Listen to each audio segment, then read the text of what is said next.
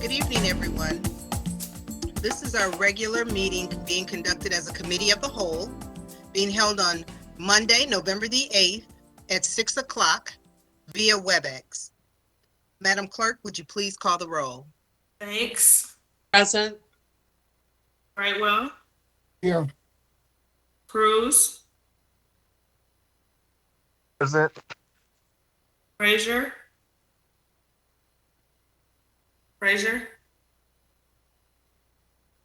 Hoskins,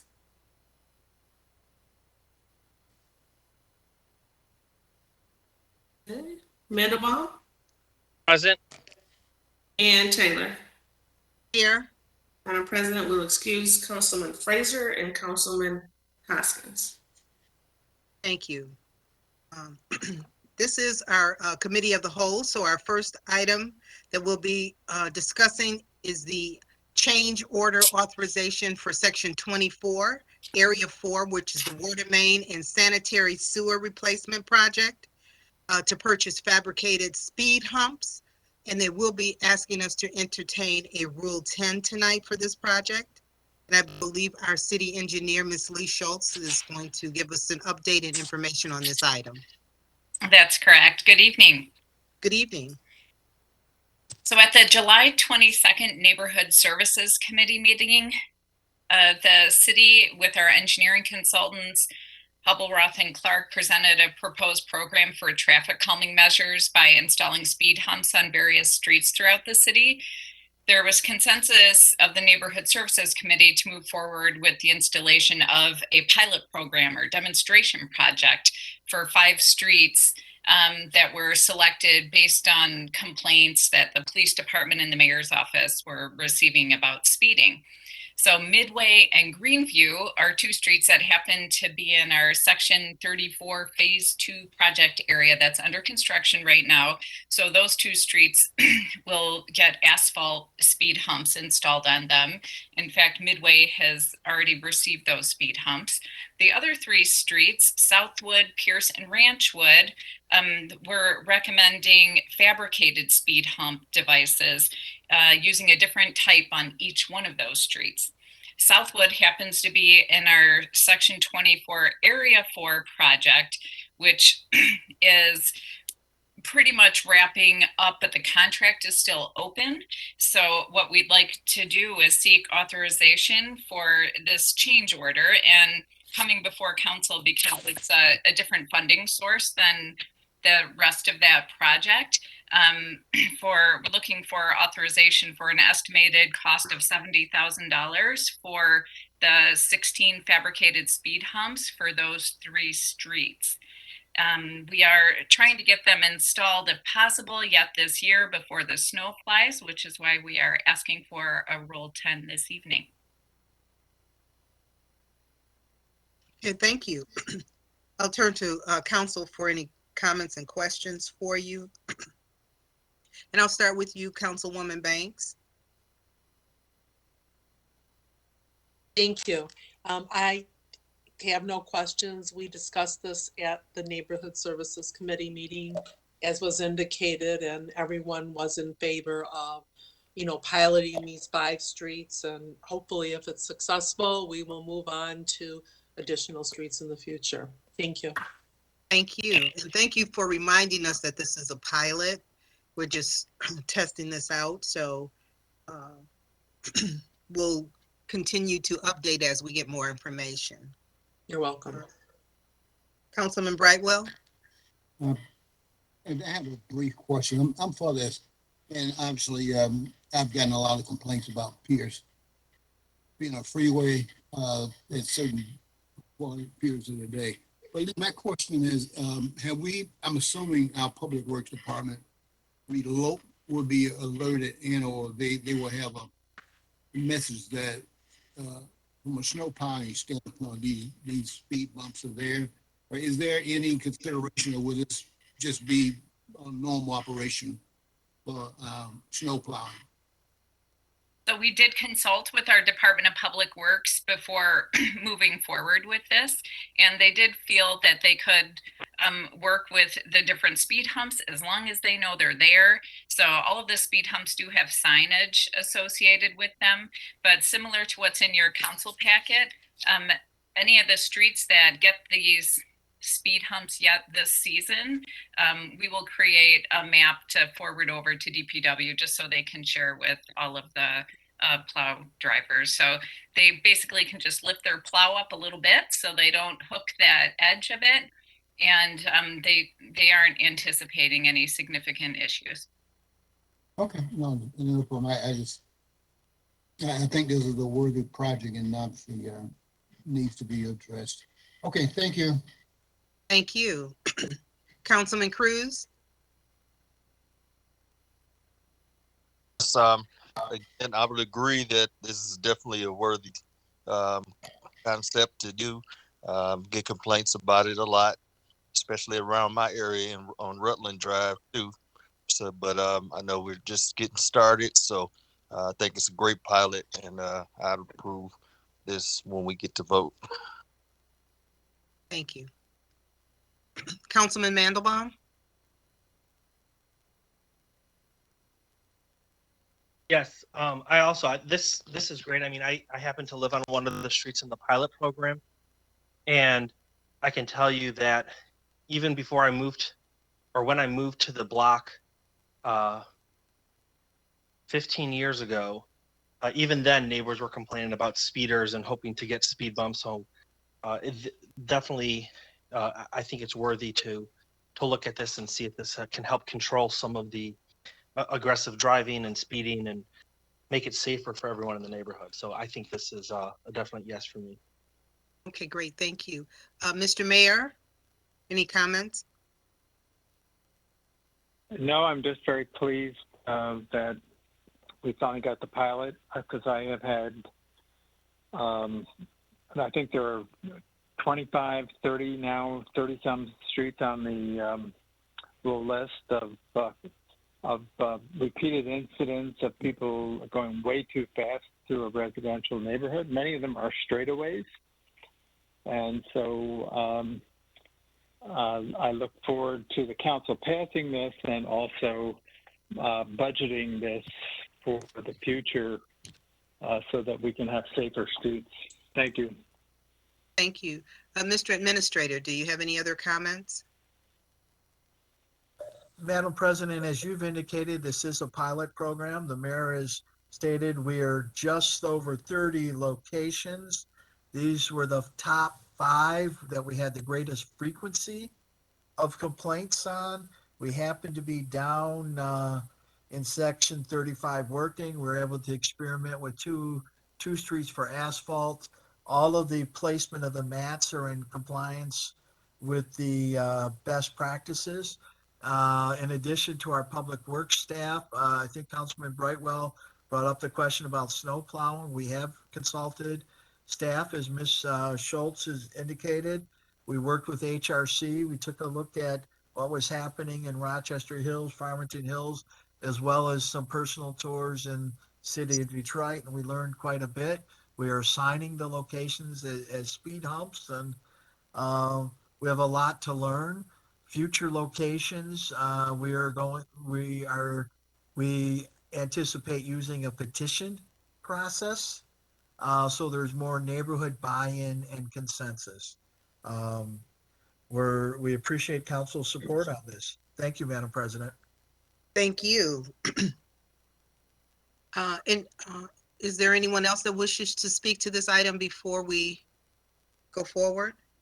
I don't know if there's anyone from DPW or some other department that wanted to comment. Okay, great.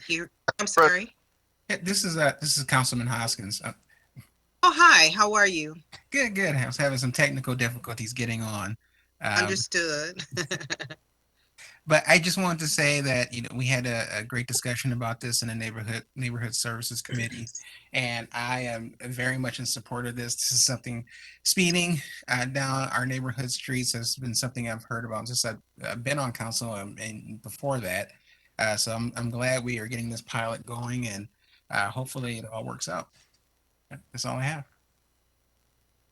Thank you. Madam Chair, Yes, I'd like to make a motion for Rule 10. thank you. Support.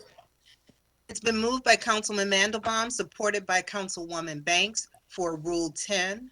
Madam Clerk, would you please call the roll? Brightwell, Yes. Cruz,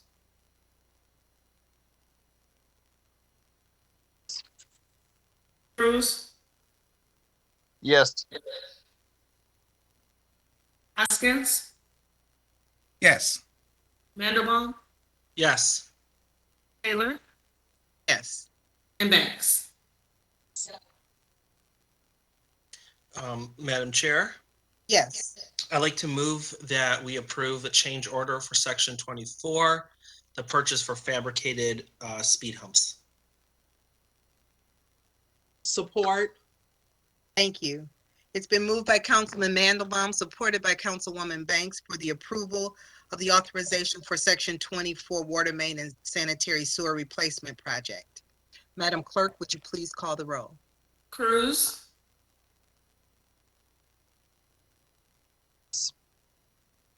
Cruz, Yes. Frazier, Hoskins, Yes. Mandelbaum, Yes. Taylor, Yes. Banks, Yes. and Brightwell. Yes. Thank you. This item is approved. Madam Chair, can I ask a question? I'm sorry. Yes, of course. Thank you. Are we expected that all of these will be filled by the end of before the winter, or will it take some time to get these installed?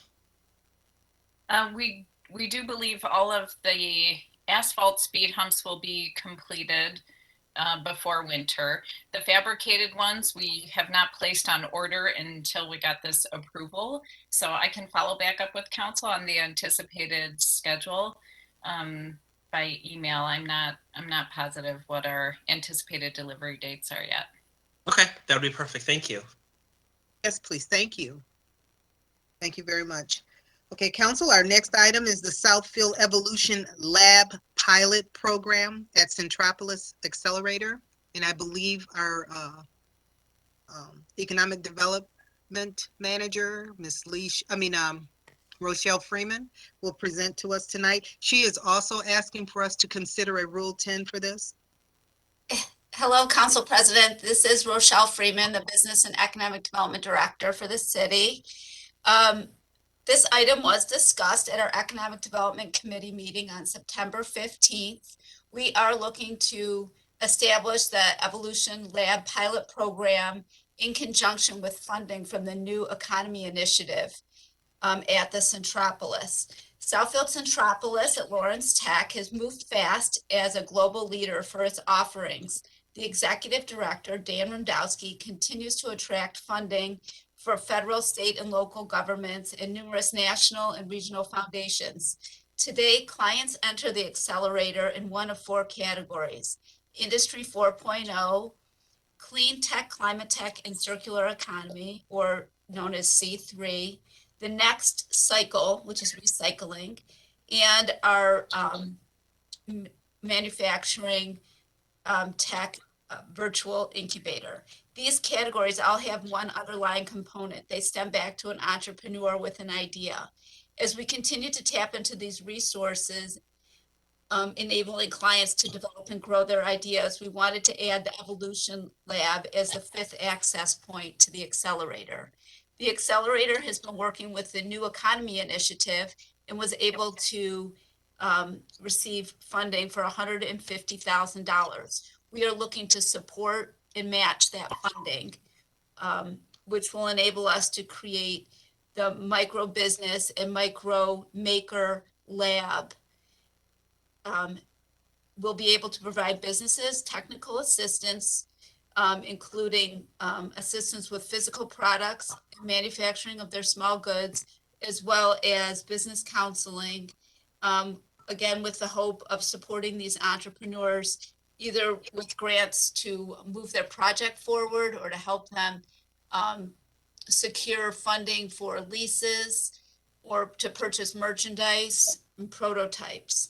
There is funding that is available within the Tax Increment Finance Authority. We are looking, that program has been closed out, and the state strongly encourages local municipalities to utilize these funds to achieve goals that have been identified in different financing and development plans. So we are looking to have the $150,000 transferred from the TIF account through the Centropolis Joint LDFA program in order to help to provide the match for this program. I'd be happy to answer any questions.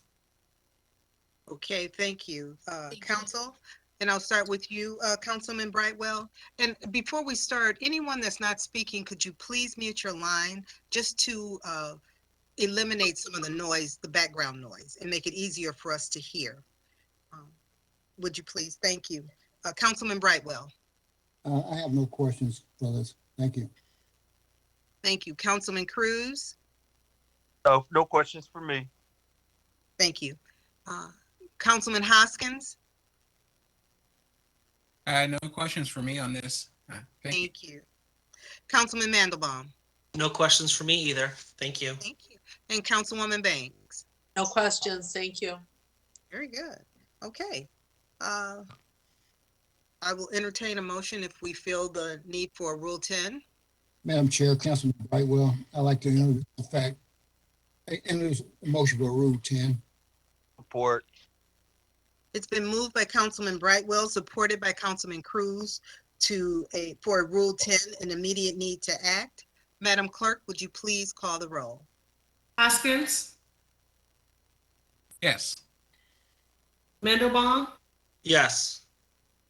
Taylor, Yes. Cruz, Yes. Banks, Yes. and Brightwell. Yes. Okay, Council?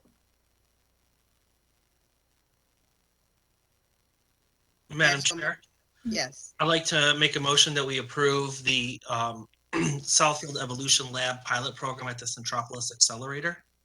Support. It's been moved by Councilman Mandelbaum, supported by Councilman Brightwell, for the approval of the Southfield Evolution Lab pilot program at Centropolis. Madam Clerk, would you please call the roll? Hoskins, Yes. Mandelbaum, Yes.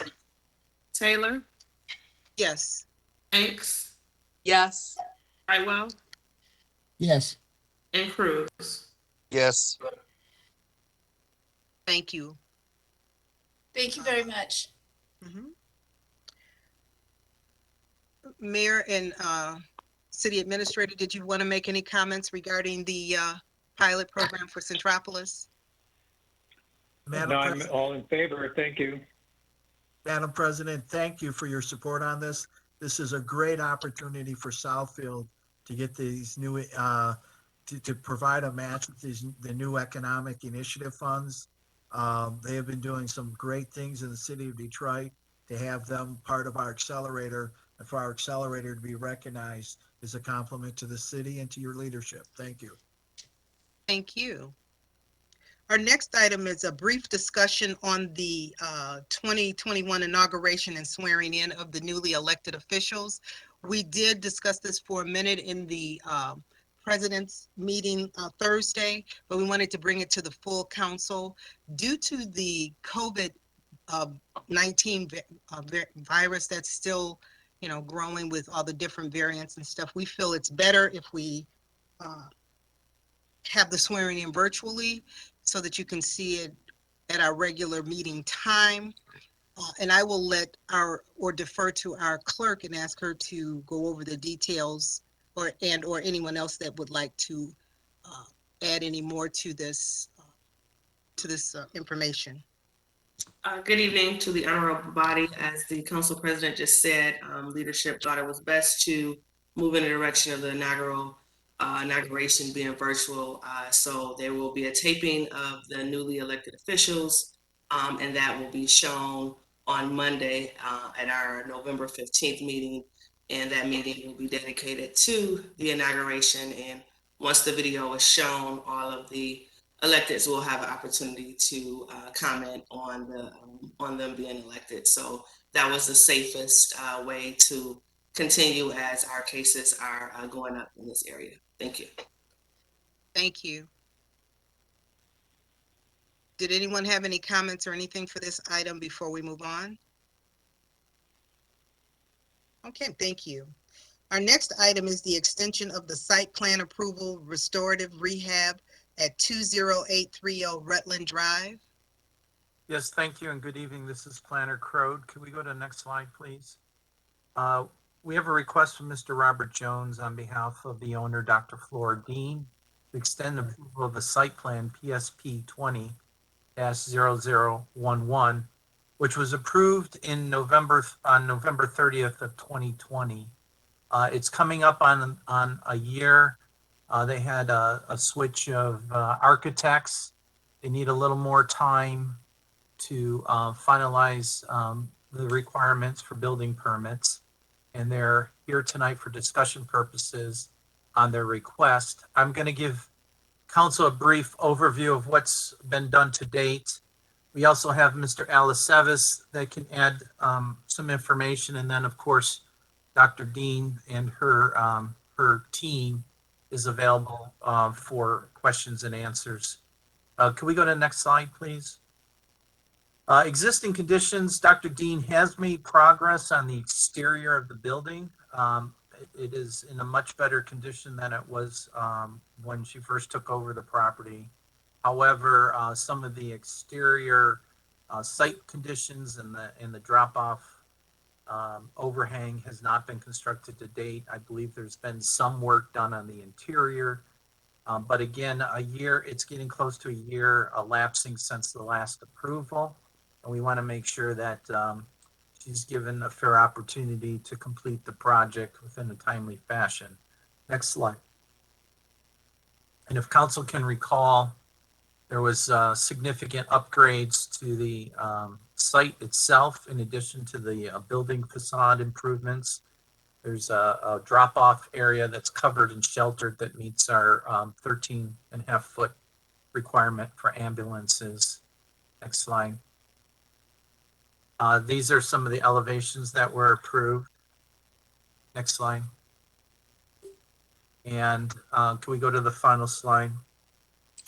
And the purpose of the medical facility is for short-term and long-term live-in physical rehab facility. And with that, I'd like to ask our DDA director, Mr. Alicevis, to make a few comments. Then we'll, through the chair, we'll turn it over to Dr. Dean to give you an update of where she is, and then we'd be happy to answer any questions that the council may have. Through the chair, if Al's available.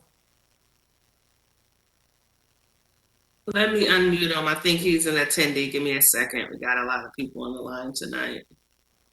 There you go. Hello? Is that you, Al? Yes, it is. Can you hear me?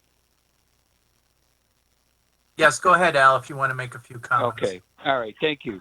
To the council, through the chair, just a couple of items. The petitioner has, as Director Crode has mentioned, has made some substantial changes to the building, including new windows and improving the facade.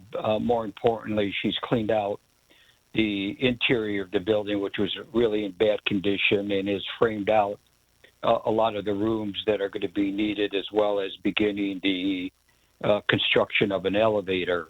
Unfortunately, she has come across a couple of obstacles, one of which is the architect, the other one being the COVID pandemic, which has delayed her for a year and a half or so. But she's also had some issues with respect to financing. So she has done all of this project primarily through her own cash flow. And I know this is for discussion this evening, but when it comes before the committee, I believe, and I know that the DDA is very anxious to get this property on the tax rolls, and would hope that the council looks favorably on it at that point in time. Thank you, Madam President. And through the chair, Dr. Dean, if you would like to make a few comments regarding the status of your project for council. You can Hello, unmute everyone. yourself. Hi, everyone. It's Dr. Dean. So, no, everything Al said, is true. And I'm just as anxious as anyone else to get this project to completion. I didn't think it would take this long, honestly, but it has. So I'm dealing with it. And COVID did have took a big toll, just because some of the people involved in the project actually ended up getting COVID and had to unfortunately take some time to recover. So just hoping that the city council will approve to continue to go forward, and I appreciate everyone's patience. But I still stand behind this, my vision for this building, and I think it's going to be a building that all of Southfield will be proud to house in their community. And through the chair, Dr. Dean, if the council at a future meeting approves your extension, what would be your timeline for completion?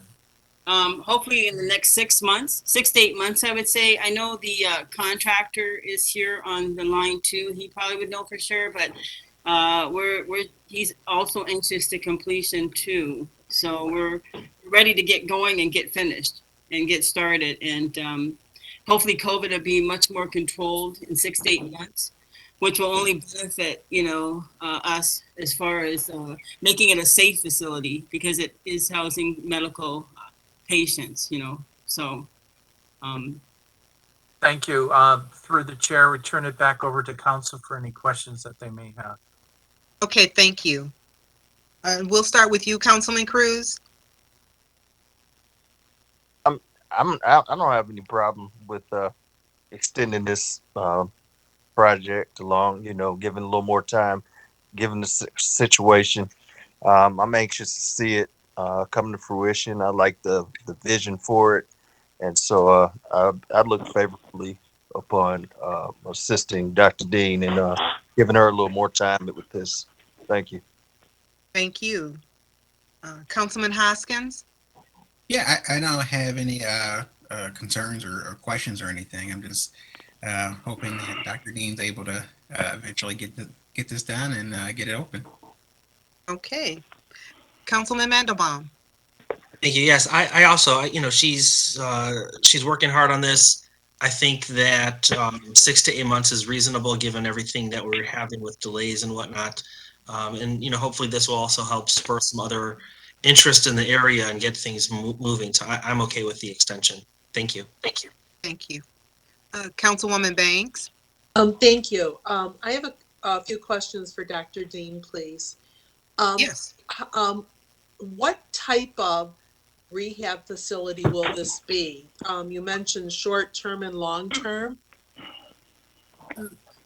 Yes, Councilman, thanks. So the long-term is like assisted living, and actually the way the building is designed, that most of the rooms are on the second level, which is perfect to kind of split it into a long and short term.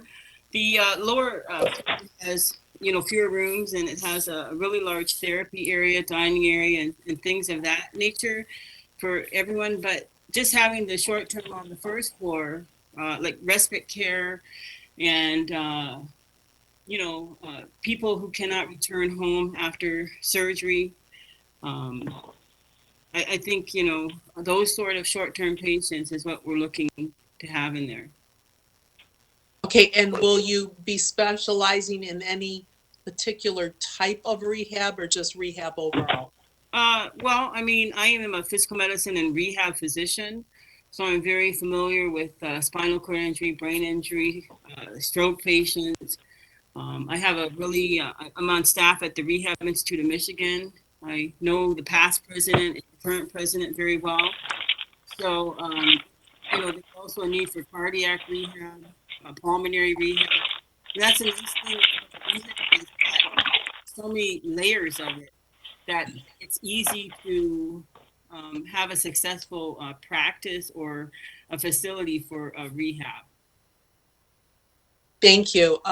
I'm in support of this, and I hope you open sooner than 6 months. It seems like there's a need for this type of facility out there. The hospitals are discharging COVID patients, and a lot of them need a place to go.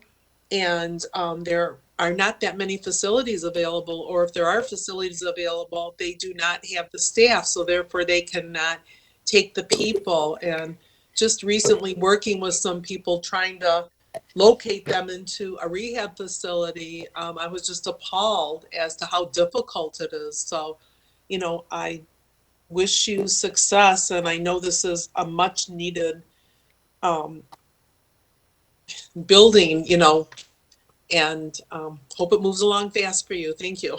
Thanks. And another thing, Councilman Banks, what's nice about this is because there are two separate areas, we could have a COVID area on the first floor, which would be safe. So that's something to think about, is teaming up with, the hospitals and some of the extended care facilities because of the layout. Because a lot of people come into a building that is designed a certain way and there's nothing you can do except mix COVID and non-COVID. But I think this layout is perfect to have a safe environment for some COVID patients. I would like to explore that more because you're right. The hospitals become overwhelmed with the COVID patients, and they discharge them home, which isn't fair for the patient or the patient's families. Well, and not even necessarily, and I'm sorry if I wasn't clear, I didn't mean COVID patients, but maybe patients that have suffered some type of illness as a result of COVID and they cannot go home. It's very difficult to find facilities right now to place these people in. So, but thank you. Thank you. Thank you very much. Councilman Brightwell? I'm very supportive of this, and I want to echo the comments of my colleagues. I wish you much success. Thank you. Thank you. Mr. Mayor, did you have any comments? Yes, thank you. Living close by, this is a question I am frequently asked by residents of North End Gardens and Magnolia neighborhoods, as many of them drive on Rutland Street to get to 8 Mile or to get to their homes from 8 Mile. And I'm very often asked, what is the status of this building? So I wish Dr. Dean success in getting the project completed. It's been a long time, but we are, the neighbors are certainly supportive of this use. They just would like something to happen to the grounds as the site has a very unfinished look to it, although the building is visibly improved. Thank you. Thank you. And our city administrator, Mr. Zorn? Madam President, I'll echo some of the mayor's remarks. The building is a major improvement. The grounds need some work. I guess my question is, have all of the appropriate licenses been obtained with this? I mean, a 12-year delay, and I'm very ignorant towards the, what the requirements are of this type of project, but are the licenses in place? Is there a licensing agency that has another step that we should maybe be aware of? And if there's any assistance we can provide? I know the demand is great for these services and additional facilities, but my questions go to licensing and financing. So I am curious.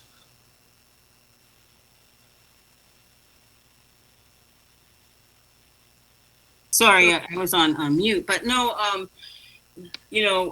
for assisted living, you don't necessarily need a license, although we are going to get the license just to have.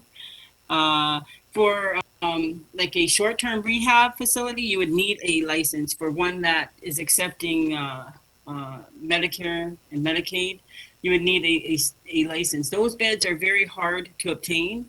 If someone can help get those beds, that would be great. It's a very long process. So the reason when I first bought this building, I went with an assisted living because it's a lot easier to get it open with regard to licensing. It's just very difficult to get long-term and short-term rehab beds from the state because of it's just a long process. And I've talked to several people to try to see if they could help, and no one really could. But I would love to sit down and talk to someone about getting help for the short-term and long-term. That's something that I've always wanted to have a nursing home. I'm gonna be honest, but it's just more difficult to go that route because many of my patients have not been happy with their services in the nursing home. And I know if I had a nursing home, I could keep it full, like over and over, because not to brag, it's just, I just know the things that I've seen and that what my patients have told me, which would be, helpful in creating a really good facility. So this assisted living is just the easiest type of facility to have rehab. But I would, like I say, love to sit down if someone can help get short-term and long-term beds for me. That would probably be my next step. Obviously, Madam President, the administration's in favor of seeing this project move forward. Alice Evis and other reps, members of the DDA probably have an extensive amount of knowledge. We want to work to bring what resources we can to make this venture work. We favor this, and we're here to help you be successful. And other resources, whether it's the financing and getting you into the right networks and referrals, we're happy to be of assistance. Thank you, Madam President. Okay, thank you. Any other comments, or I'll turn it back over to you, Terry? Yes, if there's no other questions, this will be scheduled at a future council meeting on a consent agenda. Okay, thank you. Thank you, Dr. Dean. Thank you so much. I really appreciate everyone's patience and their willingness to help me bring this project to completion so that we all can celebrate that we are finally finished. Yes, okay, thank you. If we Okay, could go to the Council, next slide, please. Yes, our next item is the presentation and discussion regarding the special use request of Abraham Southfield Commons. Terry, Yes, you'll take thank that. you, Madam Chair. Can we go to the next slide, please? This is a special land use request. Again, as Council President indicated, the petitioner owner is Abraham Southfield Commons, LLC. Property is located at 29267 Southfield Road, west side of Southfield Road, north of 12 Mile. Existing zoning is B1 neighborhood business. And the special land use request specifically is to allow for the tenant space to be used as a restaurant with a bar. This was the former space of the East Side Mario. A while back, I know it had some other restaurateurs in there, but it's been vacant for quite some time. Next slide. This is a site aerial of the specific plaza itself, where the business is located on the southern portion of the L frame building. Next slide. The zoning is B1 neighborhood business, and the plan is for North Southfield Road district.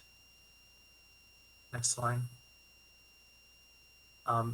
This is showing the specific tenant space with some landscape improvements to the parking lot. Next slide. And here's a colorized version of the site plan with the proposed improvements. Next slide. This is the proposed floor out. One of the unique features of this building is some overhead doors that'll open up to bring the inside out with some outdoor seating and patio seating on the east side of the building. Next slide. These are the proposed improvements to the elevation. You can see those overhead doors. Next slide.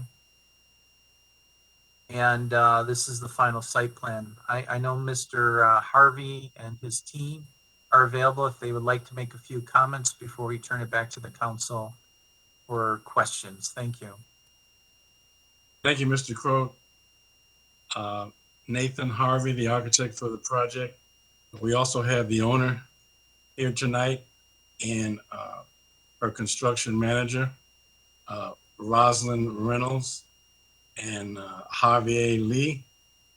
They're on tonight as well. Mr. Crowe gave an excellent description of the project.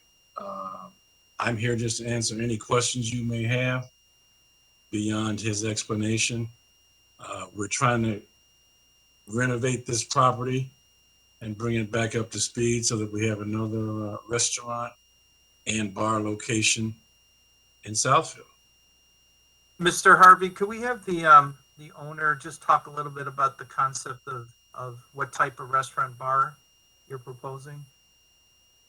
Sure, Ms. Reynolds, would you like to say a few words? All right. Hello, everybody. My goal for the location was to do like an upscale sports bar, and bring something really nice to the area. I lived in that area for over 20 years, and that space has been empty for years. So I think I'm the one that can. Well, I'm hopeful that I'm the one that can make it be all that it can be.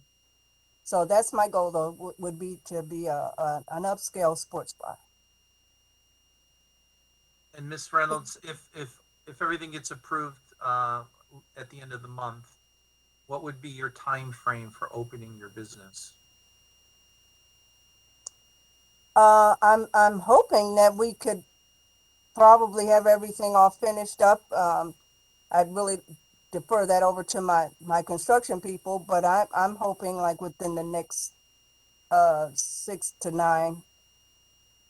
months to 9 months, maybe. Okay, and have you secured your liquor license? Is this a transfer? Yes, it would be a transfer. I've already put my my money down on my liquor license. Okay. So it's being held for me. Thank you. With that, Madam Chair, we'll turn it back over to the honorable body if they have any questions. Thank you. Great information. And I'll start with you, Councilman Hoskins. Thank you. I'm always like having more restaurants come to the area. In that particular space, is there any concerns about people just getting there? Signage. I think about the Pancake House that's also there, and I know they have good days and bad days, but I'm just wondering if there's a concern about being able to people just seeing that there's a restaurant there, knowing there. I know it's kind of tucked in the back there, but there's also that big sign right there. Do you have any thoughts on that?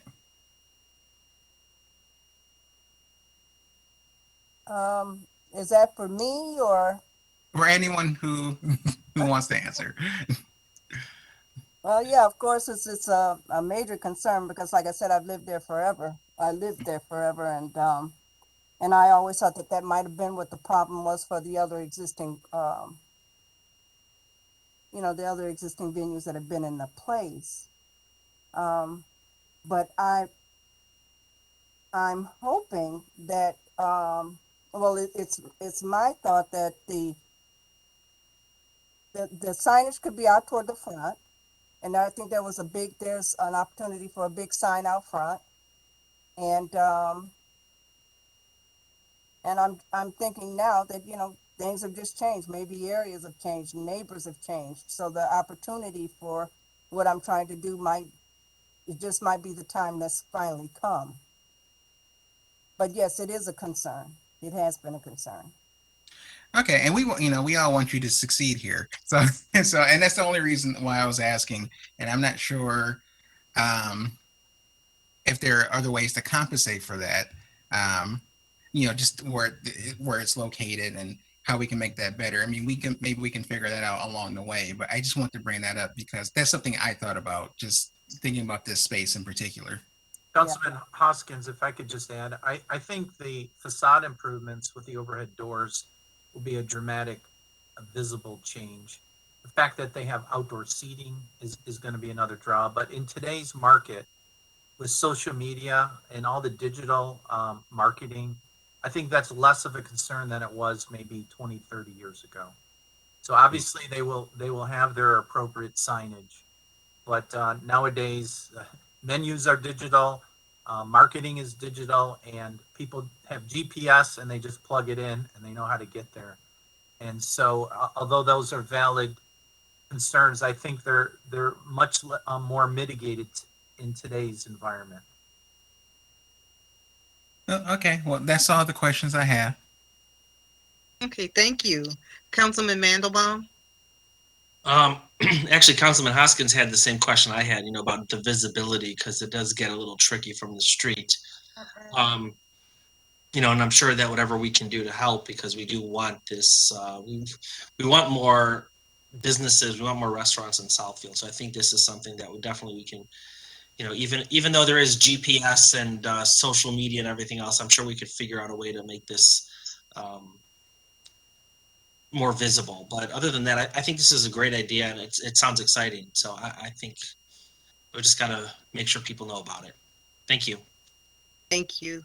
Councilwoman Banks? Thank you. To Mr. Crode, what restaurants were there prior to this proposal? Well, the one that I know in particular was Eastside Mario's, but I know some of the longer term residents may recall there was another brand name there. I know that Starters Bar and Grill that ended up on Evergreen was looking at this site a few years ago. I can't jog from my memory what the other main restaurant was. Maybe it was a Japanese place. Yeah. I think there was a Japanese steakhouse there, and I wanted to make sure I had the right location. Right. It was Kenzie was the name of it. Kenzie. That's what it was. Yep. Okay. But it's been vacant, I think, virtually for at least a decade. And is the large sign that Kenzie's, that's the last restaurant that I remember there. Is that sign still out there? I can't remember. The big sign? Yes, it's still up. It's not lit, but it is up. Okay, thank you. Mm-hmm. They would be entitled to one wall sign that faces Southfield Road, and then whatever the main signage for the shopping center, they could work within the panel frame. I think this could be a great location for a sports bar, especially since we lost, McVee's on Telegraph Road. I know it's not real close, but there are a lot of people that are looking for that type of an atmosphere. So I'm in favor of this proposal. Thank you. Thank you. Councilman Brightwell? I support this also, and I think the marketing plan will be critical, which has been touched on by my colleagues. So, but I'm supportive of this. Thank you. Thank you. And Councilman Cruz? Yes, I too am supportive of it as well. We definitely need more dining and finer dining out here in the city. So we're looking forward to this project moving out, and I can't wait to see it happen. Thank you. Mr. Mayor? As everyone has said, the site's a bit challenging because the restaurant itself sits way back in on the property. But I also am excited at the prospect of having another restaurant place that people can sit down. It's not a grab and go. I have a suggestion for the petitioner, perhaps to further help identify the building, that you consider putting exterior lights Today, we have, we do have regulations on lighting, but I'm thinking of some kind of decorative lighting that would be appropriate and yet would help people passing by see the building from Southfield Road. Just something you might investigate. Thank you. And if I could to the mayor's point, Mr. Harvey, the bistro type of lighting and outdoor patio would be supported. So we can work with you on that. All right, thank you. Great. And City Administrator Zorn? I have no comments, Madam President. I think the last two comments are very relative, though. That placemaking vibrancy are important. A little bit of depth off of Southfield Freeway, draw some people in. It could be an exciting, fun place. Thank you, Madam President. We Thank wish you. the best. Council President, this is Rochelle Yes. Freeman. Yes. I would like to invite them to work with the new pilot program that we're just establishing at the Evolution Lab, and they can tap into some of the marketing resources that will be available through that facility. Okay, thank you. Thank you. And I just want to comment, I, like Ms. Reynolds, have lived over here a long, long time, and this is right in my backyard. So I'm very excited to see that something is going in that building. And all of the comments are very relevant, but I really feel like with the lighting and word of mouth and just the activity that the restaurant will bring will more than help people to find where it is. And once it's known, it'll become easier and easier. Plus the parking and the other it'll help with the other vacant buildings around. So I think it'll be a win-win when this is all said and done. So I'm looking forward to this project. I'm very excited about this project. So I wish you well. Thank you. Okay. So through the chair, this will come back at your November 22nd meeting for public hearing and consideration for approval. Okay, thank you. Thank you. Council, our next item is the presentation and discussion regarding the site plan review request for Mr. Hassan Jawad, representing the Middle Point Investment Group. Thank you, Madam Chair. If we can go to the next slide, please. If the council recalls that last month, they approved the overlay development district for the site, approximately 8.14 acres located immediately across from City Hall at the corner of Evergreen Road and Civic Center Drive. What you're discussing tonight for consideration at your November 22nd meeting is construction of phase 1 site plan of the overlay development district to include overall mixed-use development. Next slide, please. Again, this is the site. Phase 1 would be the eastern portion of the property immediately adjacent to Evergreen Road and Civic Center Drive. Next slide. This is just one of the built-out concept plans, but it does illustrate well what phase 1 incorporates, which is a pocket park, a freestanding drive-through coffee shop, retail, shopping center, and then some public space and future uses. Next slide. Here is the details of phase 1. The eastern portion of phase 1 will be built out. The western portion of phase 1 has some pads for future park and future medical or retail space. But all of the infrastructure that's associated with phase 1 would be built at the same time. Next slide. And again, this is a more detailed look at the components of the first phases of development with the infrastructure and then future building pads. And it does show extensive streetscaping and pedestrian amenities along Evergreen Road and the Pocket Park. Next slide. This is an aerial view looking northeast from the rear of the development. Next slide. And then a detailed view looking into the site from the northwest corner of Evergreen and Civic Center roundabout. Next slide. These are just some detail elevations on the proposed freestanding coffee shop with outdoor seating and bistro lighting. Next slide. And the rendering of that building with the outdoor seating and how it extends into the Pocket Park. Next slide. We could go through these quickly, these floor plans. Next slide. This is the elevation of the proposed retail center. There's some additional height that's been added to the southeast elevation of the building to give it more prominence. Next slide.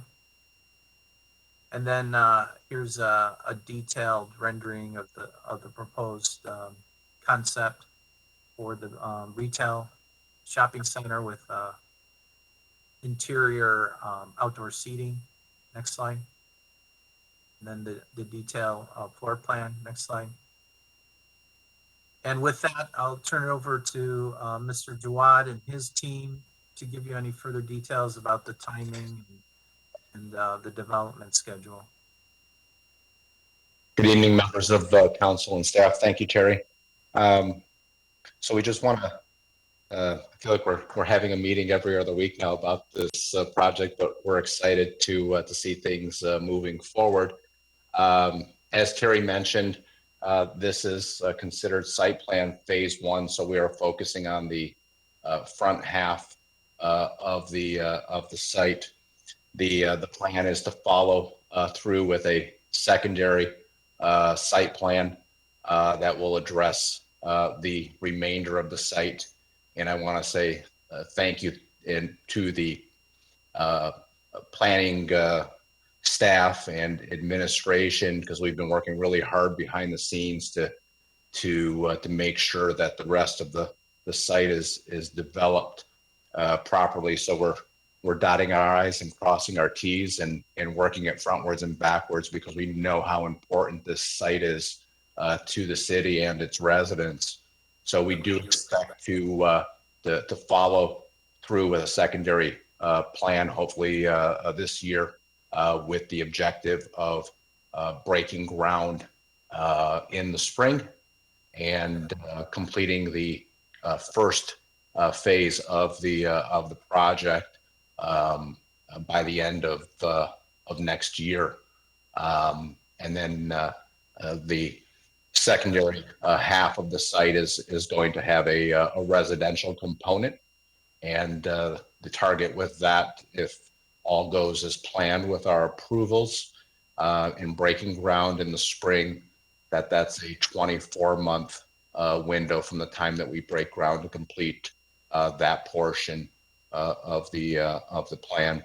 But again, I want to thank Planner Crode and his staff and Rochelle Freeman and the administrative team as well for all the time and patience that they've put into working with us on making this project a reality. And we just hope to move forward to next month's meeting and seek your approval. And I'll open it up to any questions or comments. Okay, thank you. I'll start with you, Councilman Mandelbaum. Thank you. And Mr. Jawad, we've talked about this project for a long time, and it's based on your other projects, I have no worries that this is going to not be a great project. My question is, this picture that we see right now on the screen, that's going to be the first phase where you'll have that first building on the corner. Is that the only part that we're looking at right now? Yeah. So what you're looking at is these first two buildings. But as I had mentioned, we're going to be following through with another site plan that's going to address the rest of the site. And I hate to keep using the word phases, because as we've progressed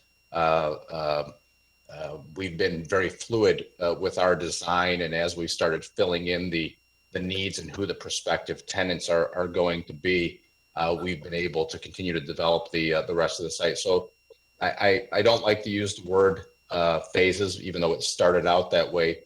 Ultimately, what we foresee happening is upon completion of this first site plan, we will follow through with a secondary site plan to address the rest of the site.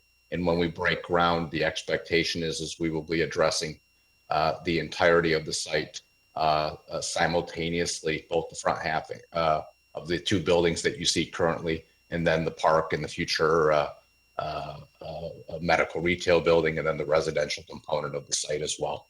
If I could, to Councilman Mandelbaum, and you can correct me, Mr. Jawad, but phase one includes the freestanding building, the retail, but it also includes all the infrastructure that you see, the driving, the pedestrian network, and it's basically framing out the future park and the future medical retail. But all of the site amenities will be developed under phase one. Is that correct?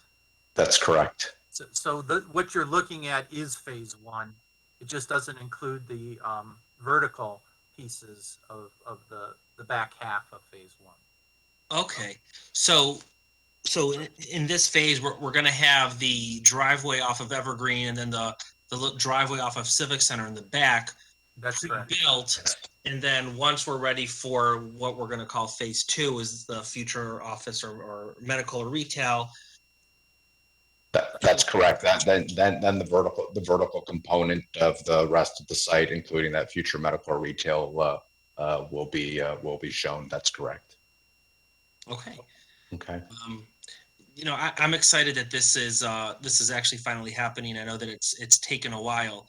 As I said, the other buildings you have on Evergreen Road down the street, you keep them up. They're occupied. You work hard on those. So I don't have any worry that this is going to be a difficult task for you. So I am excited. Thank you. No questions. Thank you. Thank you. Councilwoman Banks? Thank you. I'm just looking forward to this project moving forward. And I have no questions. I know it will be wonderful once we break ground and start on it. Thank you. Thank you. Councilman Brightwell? Yes, I'm supportive of this project, and I think I've said through every presentation Mr. Jawad has made in the various committees I've been on since being on council. And I was glad to hear tonight Mr. Jawad recognize this consciousness of how important this location is to the city. And I heard him mention that, so I've been supportive of this project. But I think the fact that Mr. Jawad is conscious of the fact of the importance of this location to the city, it serves us quite well, and it serves him quite well. So I'm definitely still a 100% supportive of this project. Thank you. Thank you. And I'll chime in just on that real quick. I think it's important that whomever develops the site, and I kind of stated it all along, is you have to be from this area to know what's needed in this area. And I think it's important that a city center stakeholder be the one who develops this site, because it's sure that it will be done properly and done with care. We have a vested interest in the city center corridor in the city of Southfield. So it's in our best interest, it's in everyone's best interest to ensure that we do this site properly. So I appreciate you recognizing that. Thank you. Councilman Cruz? So all questions have been answered as far as I'm concerned. This is going to be a tough project, but I think it's definitely in the right hands. And we know Mr. Jawad has done some very good work around the city. And I like what you said. You got to be from the city to kind of know what the city needs. And certainly have responded in a positive way. So I look forward to the breaking ground and watch this, or not breaking ground, but start to get this thing moving. And so we're looking forward to it. Thank you. Thank you. Thank you. And Councilman Hoskins. Thank you. And, I think I just echo what everyone else has said. I mean, Mr. Jawad has been a fantastic partner with the city, with his other developments. I have every confidence in him that he's going to make this the best project that it can be. And with that, I don't have any more questions or comments. Thank you. Mr. Mayor? Yeah, I have a couple of questions for Mr. Jawad. Have you, first of all, is there a reason you didn't do the residential phase first? As I would think we would, density is what's going to support, residential density is what's going to support the retail. Yeah. So just curious as to why you're going with the Evergreen side first rather than the Central Park Boulevard side. It's a great question, and it's one we've posed to ourselves a number of times through this process, and the market has changed so much, so quick, and so often, and that's why I made mention that initially when we first started going through this process, we thought it was important to develop the front of Evergreen first, and we truly were looking to take a phased approach. And as things have progressed, especially with the boom to multi-tenant residential, you see the lifestyle centers, popping up all over the place. It's the reason why I said that we will follow this site plan with another site plan and hope, the plan is that they will break ground simultaneously. So that's why I wanted to say that we weren't intending to complete this first phase and then pause and then months go by and then start on the next component. We feel there's a demand for multi-tenant residential. We feel there's a demand for say lifestyle center with amenities and so forth, and that we feel that demand is now, which is why I say we'll follow with a secondary site plan with the intent of breaking ground on not only the what you see here, but also the other half of the site as we finalize those plans and what that's going to look like. So it's a great question, and I agree with you, and I think ultimately our intention was again to get at the frontage of Evergreen taken care of first. But as we've delved further into this project and we've done our retail market, our residential market studies, and we saw that there was a demand for multi-tenant residential, the intention is to develop the whole site in its entirety simultaneously. Thank you for that. My other question, I know we've had some discussions about this, and as with the council, I also have confidence in your ability to develop this, and also in the need to see the property become more than a vacant lot. So one of the things that we're really looking for is more restaurants that are sit down, and this is something we heard very loud and clear this during the recent election campaign. And secondly, we're looking for more food options. And I know you and I have talked about a market here of a specialty market. Certainly not a Kroger or Meijer, but especially with the amount of residential, that is here, for people that want to do, pick up a few things or some ready-made meals. This would be ideal to have this on Evergreen Road. And I think we share the same vision in regards to the sit-down restaurants and the idea of having a smaller footprint, higher end market that had hot food options as well. And both of those things are on our radar, and we have had some interest in both. Restaurants and retail have been quite a challenge, but I think one thing that we learned with one of our existing buildings and incorporating a sit down bar and grill as opposed to a fast casual kind of scenario is, listen, if it's there, I hate to speak, it sounds cliche, but if you build it, they will come. To have the ability to go in, sit down and have a meal and have a drink or watch a game is definitely far more appealing than grabbing a sub sandwich and eating it in your car. So if you drive by, you take a look at our parking lot, the fact that we have such an option in our plaza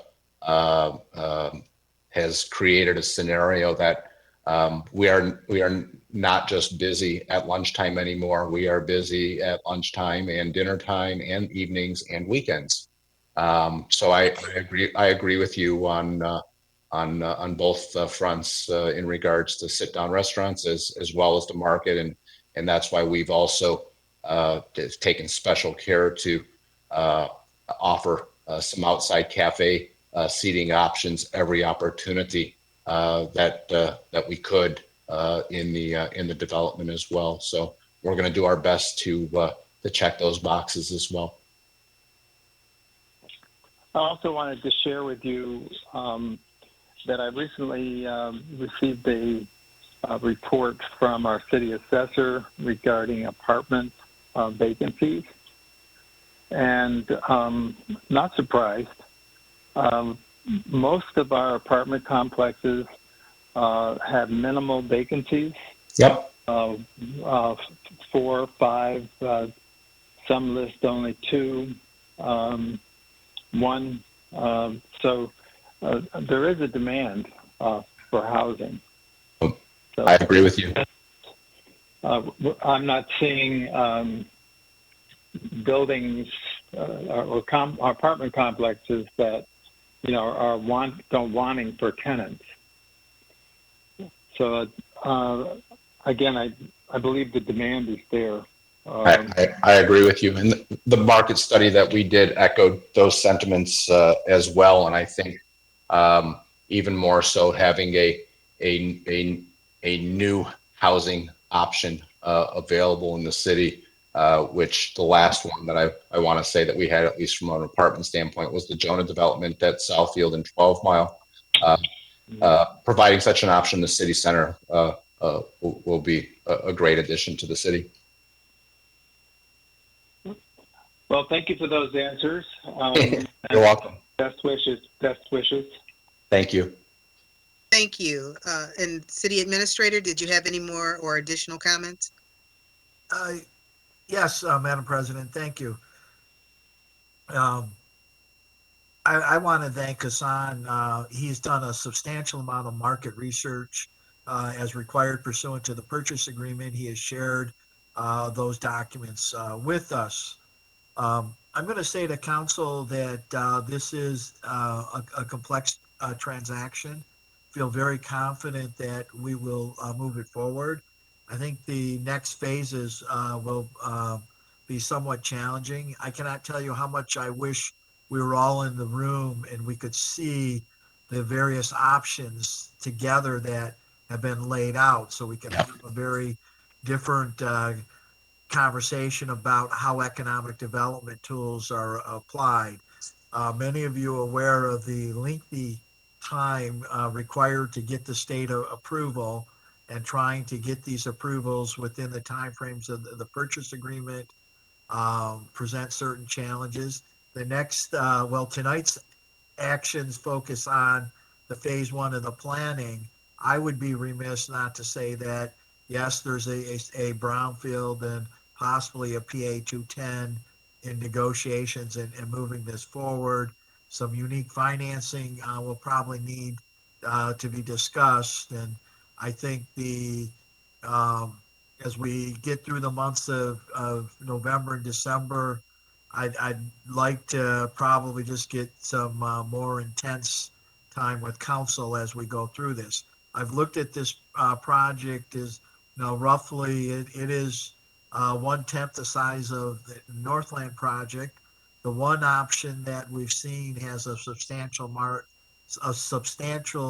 parking deck in it. And obviously, I like the larger project, but how do we close that gap and bring the resources necessary? I think it's no secret that there's not a plethora of developers in southeastern Michigan building mixed use. This development does have true mixed use, retail on the phase 2, the first floor, and residential above it. And then we talk about parking in the various scenarios. So I need council to be open to some new ideas. We plan on putting pressure in the appropriate places.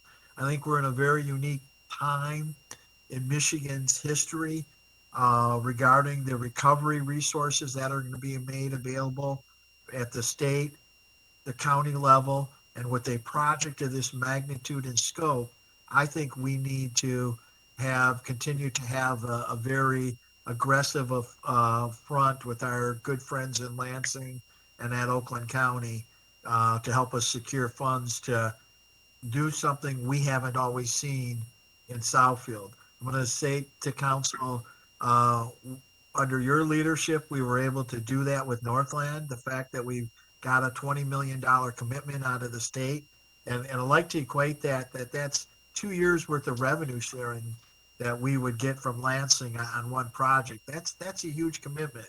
Again, this project is 1/10 in size, but the magnitude of closing some of these gaps are going to require the creative application of some of the economic development tools, as well as some arm twisting. And I think we're prepared to do this. We've got all of the market analysis to move this forward.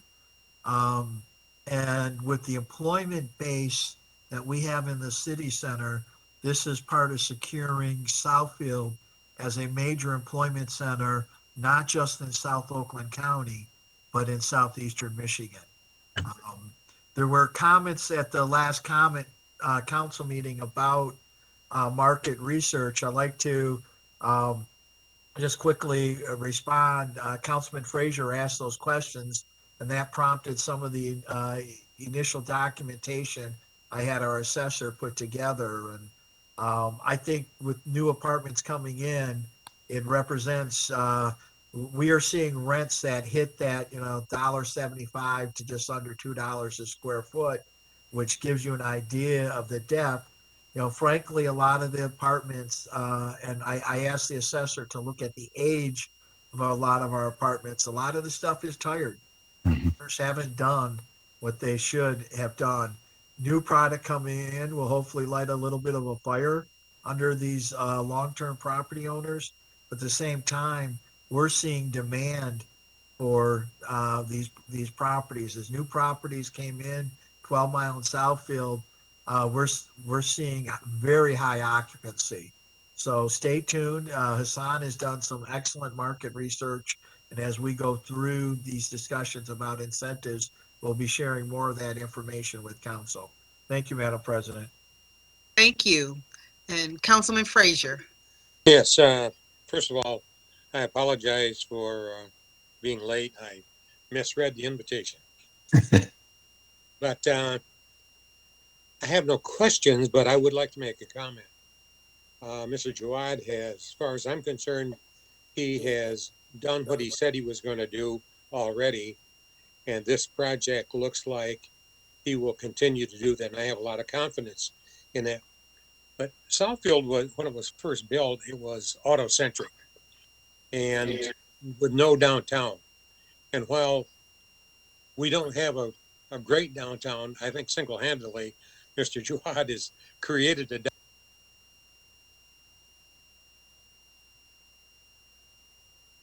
We lost you, Mr. Frazier.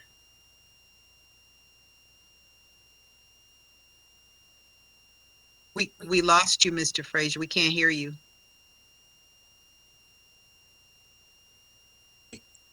So I think this is a great project. Thank you. Thank you. All right. I think all of us have that general consensus that this is going to be a great project. Terry, you want to tell us next steps? Yeah, just simply that this is a straight site plan approval and it is scheduled for your November 22nd meeting. Okay. Thank you. Thank you, everyone. Thank you.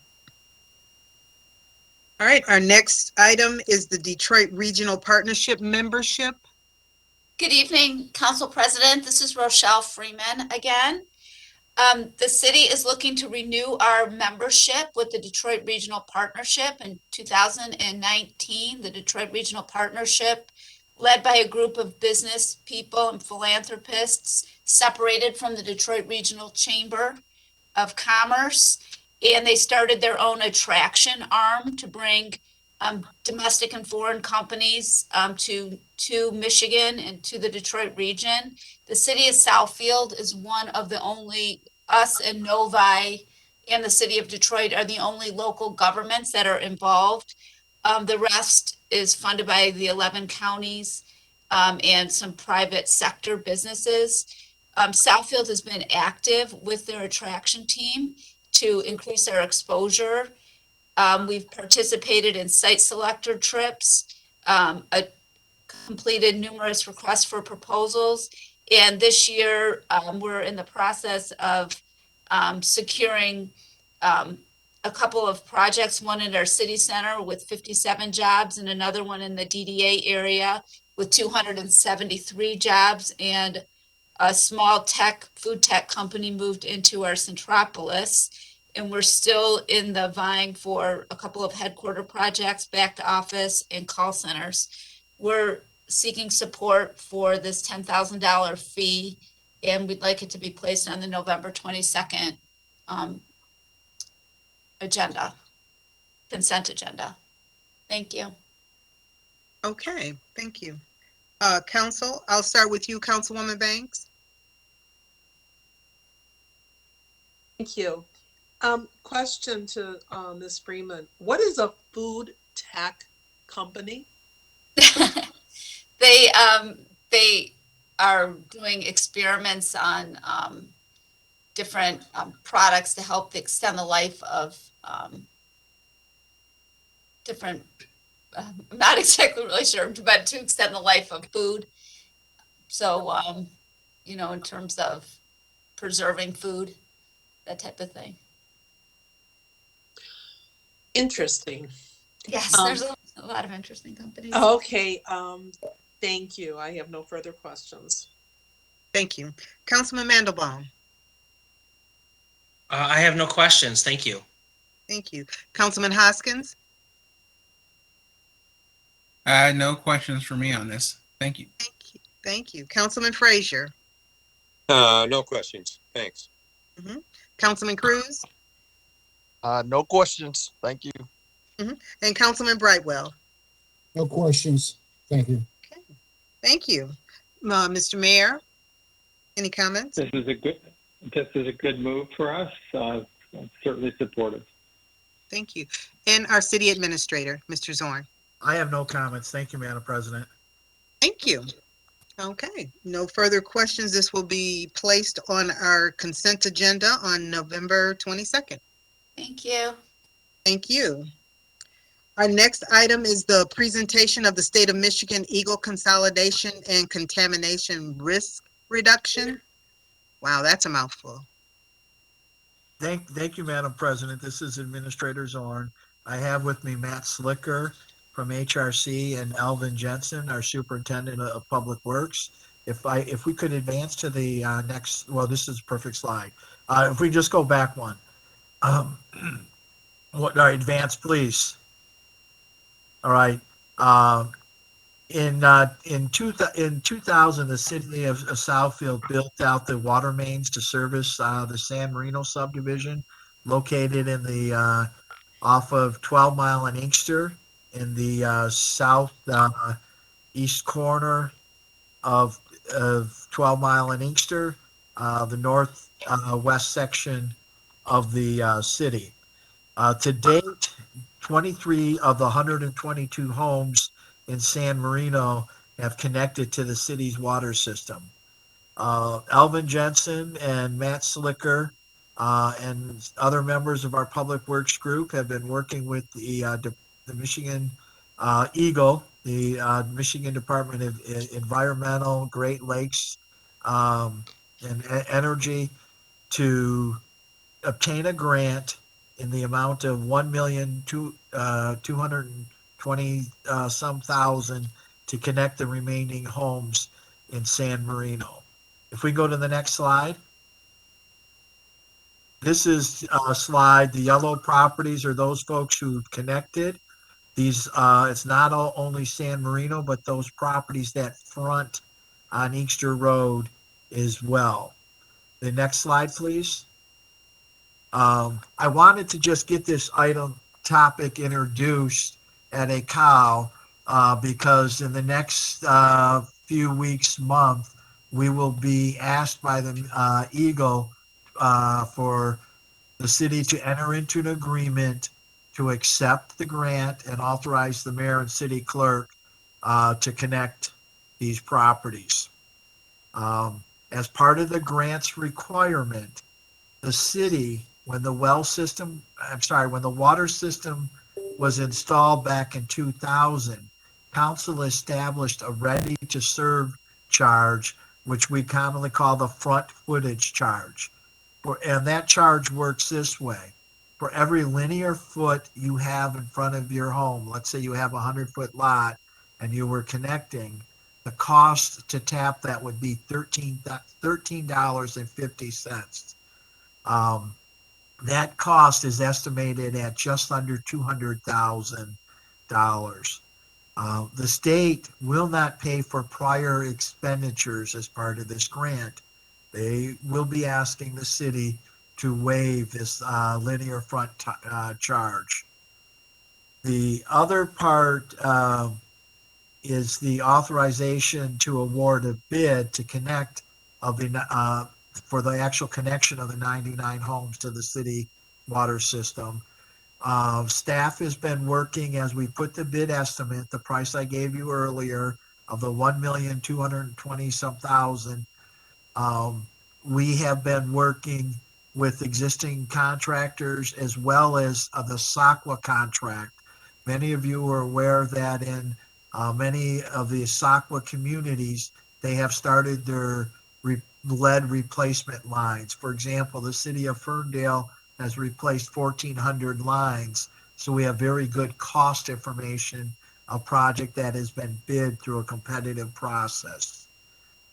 Last is the actual physical coordination of the connections and verification of portable water users to the city's water system.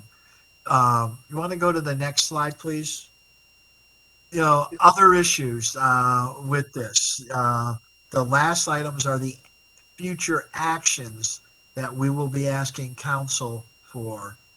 The other issues that will need to be dealt with. There has been discussion with the homeowners association in exchange for the city waiving the $200,000 linear frontage lien, that we would place a lien on the well itself in the event that the well is sold for commercial purposes or the land is sold. The grant program will also require that the well be completely disconnected for potable, drinkable water to these homes. The association will be able to use the well for irrigation purposes only. And then the last issue, which is a little bit more concerning, and frankly, I'll admit we don't have all of the answers, is the concerns of the remaining 23 homeowners who previously connected to the city's water system. And my thought process is that we first secure the grant and the 23 homeowners we would need to address. And I could tell you of the 23 homes, one of the homes was an NSP home, a neighborhood stabilization program home. That homeowner did not have any out-of-pocket homes. We're starting to research when these 23 homeowners connected, who may have moved, who sold their homes. Perhaps there's something done with this linear frontage charge, and the administration would rather we deal with that at a later point. There have been, I want to speak to the reasons why this grant is important. Right now, it looks like we have over 300 homes that are still on well in Southfield. The only time these wells are checked is upon initial installation. San Marino's association has been monitoring their well for the last year. And frankly, this is about having safe drinking water for the community.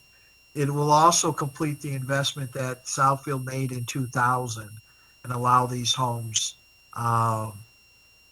to be connected to the city's water system. And, frankly, it's a great opportunity to bring in state resources to help this neighborhood out. Those are the conclusions of my remarks at this point, Madam President. With the assistance of Matt Slicker and AJ, we're happy to field any questions council may have. Okay, thank you. Council, I'll start with you, Councilman Brightwell.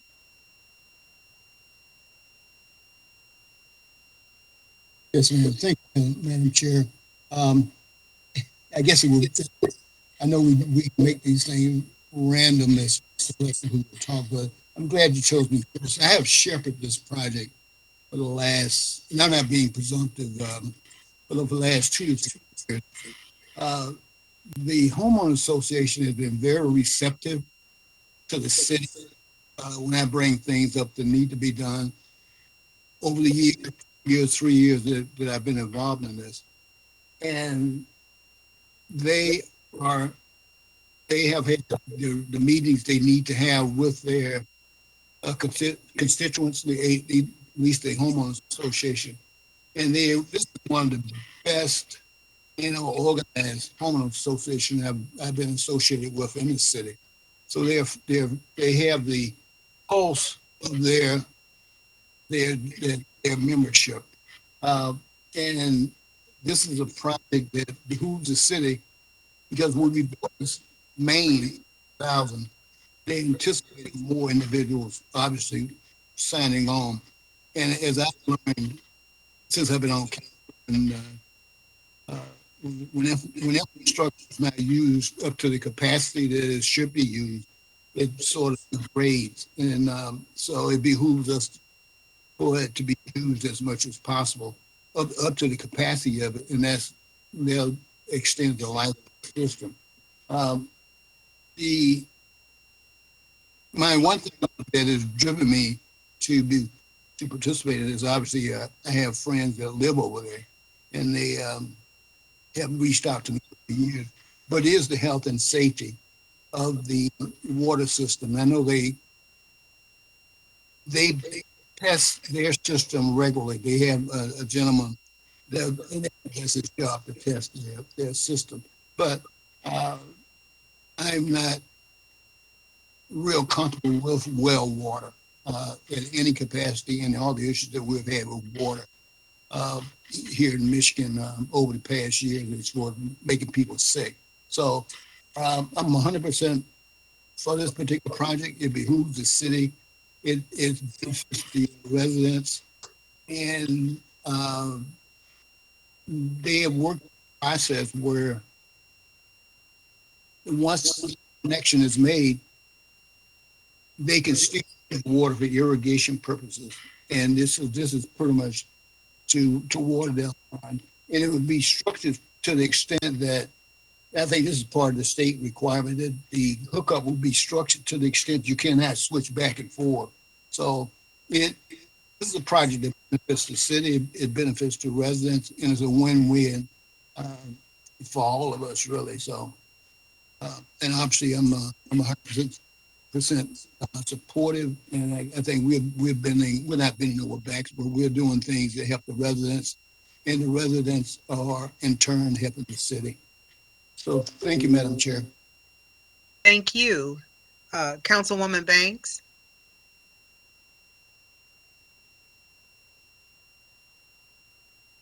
I echo everything that Councilman Brightwell said on this project. Thank you. Thank you. Councilman Mandelbaum? I have no further questions. Thank you. Thank you. Councilman Hoskins?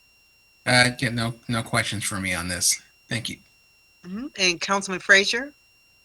Yes. I'd like to take umbrage a little bit with one of the things that Councilman Brightwell said. I was raised on well water, and it didn't make me sick. There's millions of people in this country that have well water that works fine, but you have to be careful.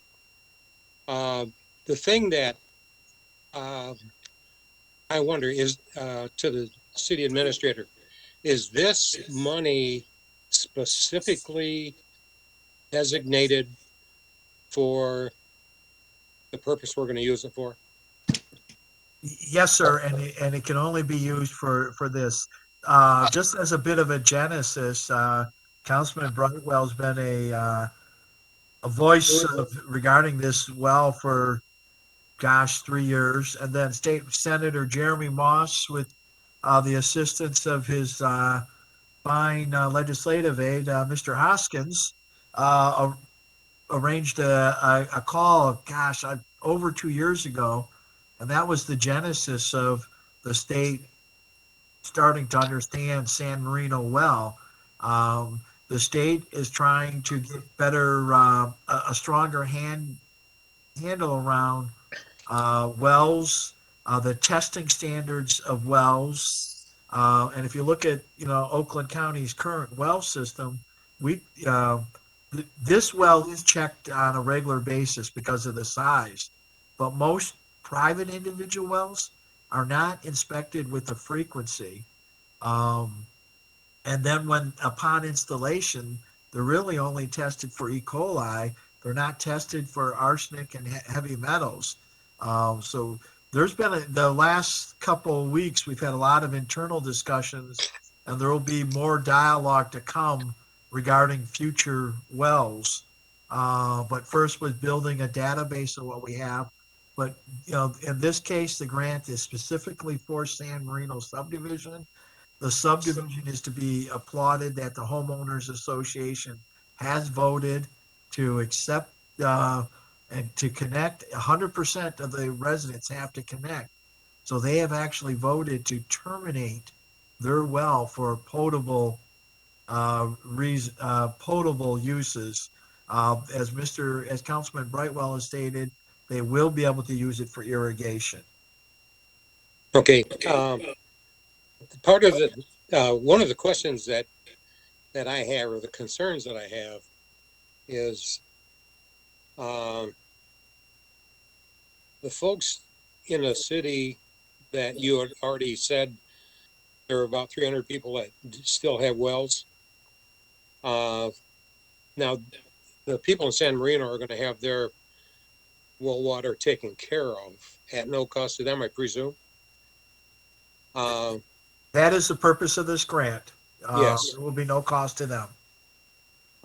Some of the other people that have converted from well water to city water have had to get loans. And I can understand maybe that was like poking the big dog on the porch. But I was on a Zoom call this morning with Michigan Municipal League Foundation, and there's a ton of money that was given to the league through the foundation to work with people that have bad water. And I think we need to get our foot in the door on that as quickly as possible in the event that we can qualify for some of that money, because it's going to come out in grants. So I think that this program is fine, but we also need to look around and see if we can find other sources of revenue that will take some of the burden off the other people in the city that need to upgrade their water supply. Thank you. Madam Thank President, you. if I could just comment, one, I greatly appreciate the information from the league. A prior ask of the Michigan Municipal League through their lobbyists have been two. One, give us statutory authority for the loan program Southfield does operate. And that was, Eagle was very interested in that program, how we were operating that. We went through the mechanics of what we're doing. I'll share with council, 2 to 3 times a year, we'll get requests through our SHIP program for people who have discovered their drinking water, frankly, has the E. coli counts are too high. And we've been working with them doing the interest-free deferred loans. But I'll take that information with the state, because we were also asking the state to help us capitalize these loan programs. They become costly to put the money in place. And, I think also for the state was the learning curve of how can you do a community well. And with 100 people on one well, that's a real good case study to see how these things can work. And then I think, frankly, there was a surprise that we had this many people still on wells in Southfield. Absolutely. Okay, and Councilman Cruz. Yes, Madam President, I have no questions. Great conversation. Looking forward to moving forward with this. Okay, thank you. Mr. Mayor? It's all been said. Thank you. Mm-hmm. Thank you, Fred. So next steps for this? Next steps, we're hoping to get a contract from the state, continue to move this forward. We'll continue to work with San Marino Subdivision. I want to thank AJ, Matt Slicker, and our team over in Water for helping us get this far. A lot of cost information. In the interest of time, I will tell you, 2 weeks ago today, we went and inspected 20 homes just to see what the internal plumbing of these homes would look like, so we would have better cost estimates. And this is an exciting public health and safety improvement, and a good opportunity for Southfield to learn. So stay tuned on the contract, and a few other items we'll need to, as we work our way through the mechanics. I just wanted to get this topic in front of council as we've been working on it for the last 3 months. A little bit longer, actually. Thank you. Thank you. Thank you for the presentation and the information. Council, our next item is a permit application for utility work in the public right-of-ways. Hello, this is Lee here again. Hi. So on June 22nd, 2020, the council enacted an amendment of section 4.1 of chapter 33 of the city code, which regulates work in our public streets. And shortly thereafter, on July 20th, council approved the utility permit application referenced in this amendment, ordinance 1724. This evening, we present a revised copy of the utility permit application, which is attached to your council item for your review and consideration. The updated application includes some minor verbiage and formatting revisions for clarity, and appendices E through M have been added to formalize various applicant requests through form submittals. At the November 22nd council meeting, council will be requested to receive and place on file this revised utility permit application. And I'm available if there should be any questions. Okay, council, I'll start with you, Councilman Cruz. No questions. Thank you. Councilman Brightwell? No question, but I do have and this is probably clerical, and I will ask in the future, whenever we put forth something that has a revision to it, that whoever is writing the document to highlight what the revisions are, because, and historically, I read stuff and I hate to read what I've already read. I would be hitchhiking on this because I've run across some duplicating myself. And when I work, people would always highlight, these are the changes. And so I went in reading this, it did say that, and I made a note that I would try to make it a policy, perhaps when things come to council, you highlight what the changes were if this was previously given to council. So that's more clerical than anything else, but I'm supportive of this. Thank you. Thank you. Councilwoman Banks? I have no questions. Thank you. Councilman Mandelbaum? No questions. Thank you. Councilman Hoskins? No questions for me on this. Thank you. And Councilman Frazier? Nope, no questions. Thank you. Mr. Mayor, any comment? No, nothing for me. Thank you. Thank you. And our city administrator, any comments? No comments, Madam President. Thank you. Thank you. Okay, Lee, what will be the next steps for this? I'm sorry. This will appear on consent on November 22nd. Okay. Thank you very much. Thank you, council. Our next item is to discuss the 2022 council meeting schedule. And I did have one question on our schedule. And that is on October 10th of 2022. I believe that's Indigenous Day. And isn't the offices closed on that Monday? Yep. I think it's also Columbus Day. It is a holiday, I believe, sure. Yes, the offices are closed. Okay, so we need to change that. That's the only thing I saw.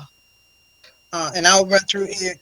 Council, was there any other dates or anything that we should bring or highlight or bring to the attention of our city clerk? I have some suggestions. Okay, I'll start with you, Councilwoman Banks. Okay, thank you. I believe in June, the first meeting, June 6th, that is a Jewish holiday. So I'd like to recommend that we, instead of meeting on June 6, 13, and 27, that we consider June 13, 20, and 27. Okay. So that's one. In the summer, we have always had 2 meetings in either July or August. So staff can, the department heads can have like a summer schedule. So I'd like to recommend that the August 8th meeting be removed and that we keep the August 15th and 29th.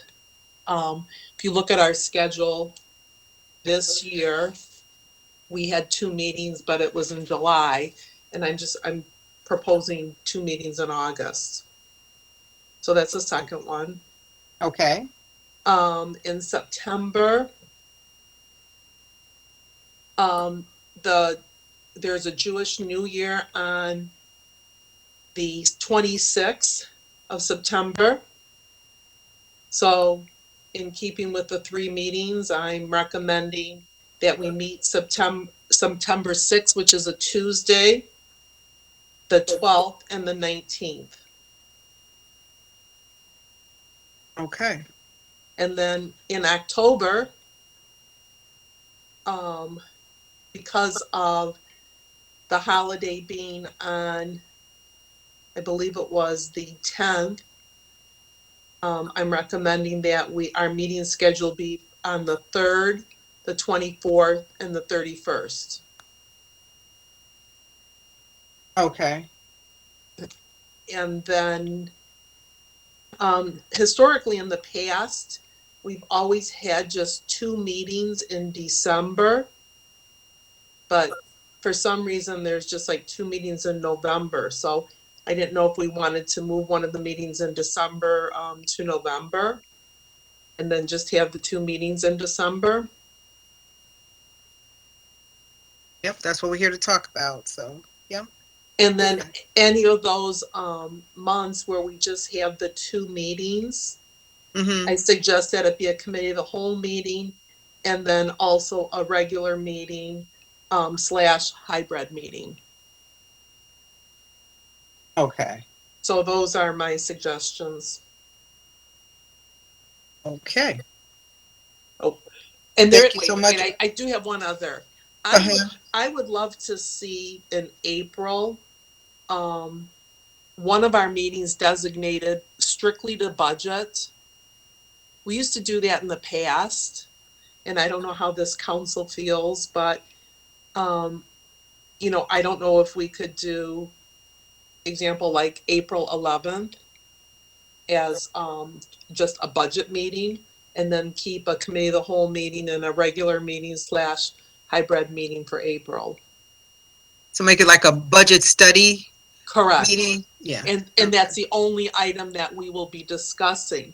And then this way, you know, if there's any suggestions council has, staff still has the whole month of May to, you know, do whatever, because our budget will be approved on June 13th. And I believe we talked about it this year, but I can't remember whether we had just a straight budget meeting or if it was in combination with one of the other meetings.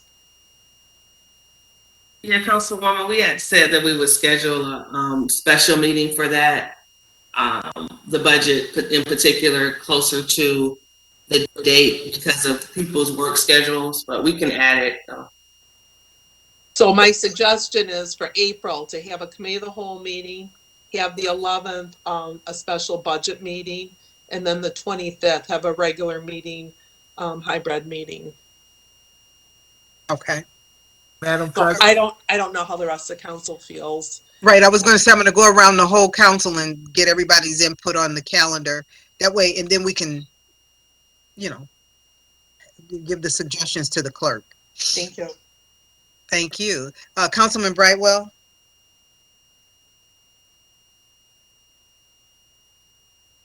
I feel comfortable with the changes Ms. Banks brought up. And with respect to the budget meeting, I think that's a very good idea to have one meeting dedicated to budget only. Since I've been on council and when I served as council president, I know that I got a lot of questions about, was that budgeted? Was this budgeted? And so I have a budget meeting with council there. We can definitively say that it was before council approved it. You know, whatever you need to go through, just to indicate nothing slipped through the crack and nobody, you know, just put something in that wasn't there. But this is more so just from an informational standpoint. For the meeting only for budget. I know we have something called the budget adoption.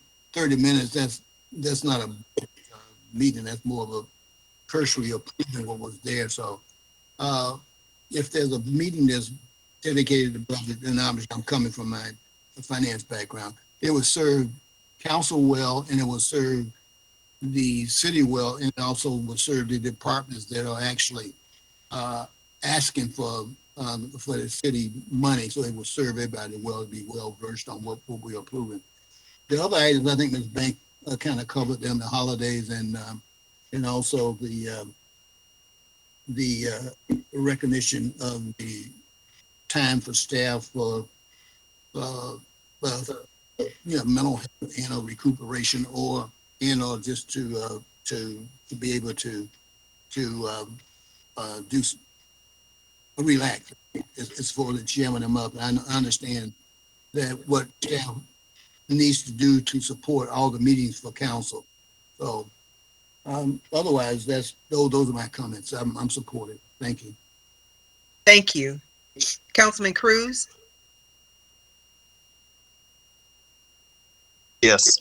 I thought I'm gonna be kind of simple with mine. I think that was a whole lot that Ms. Banks provided for us.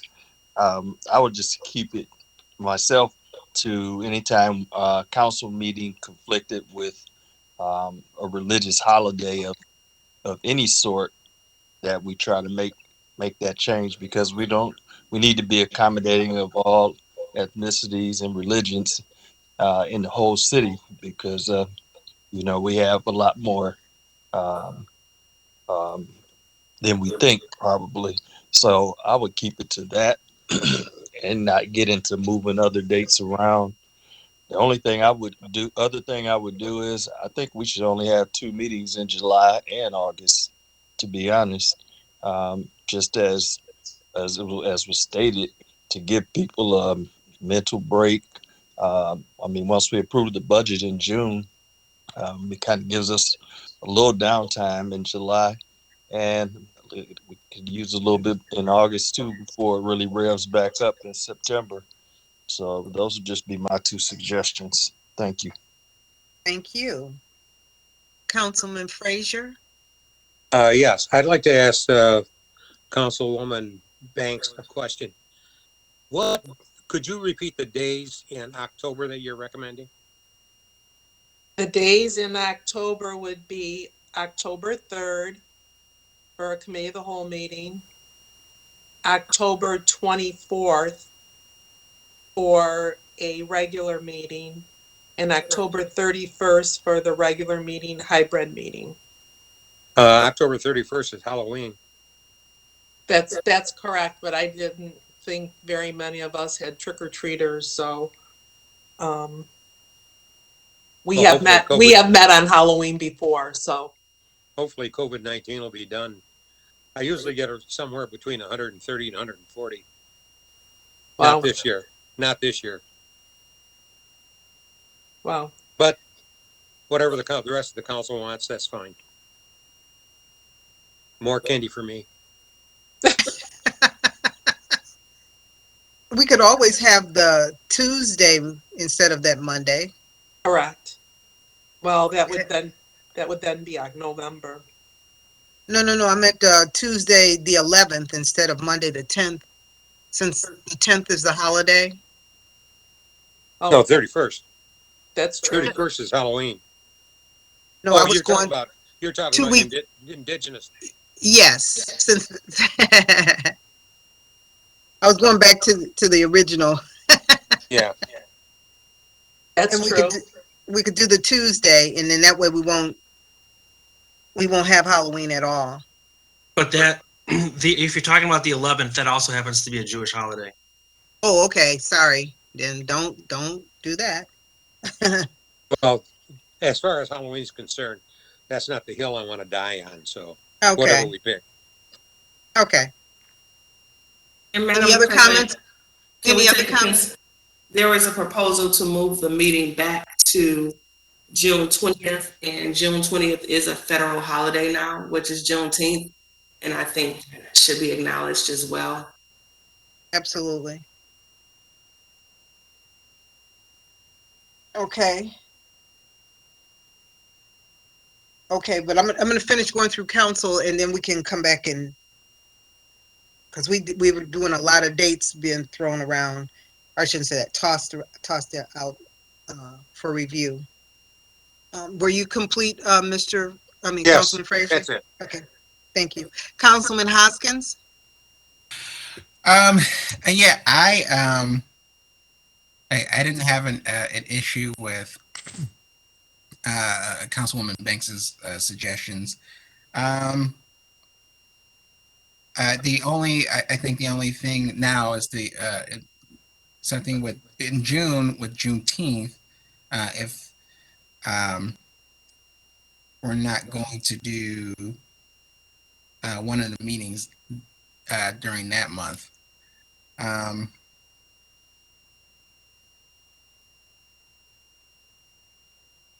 don't know if there's a thought to move it to the 21st on Tuesday.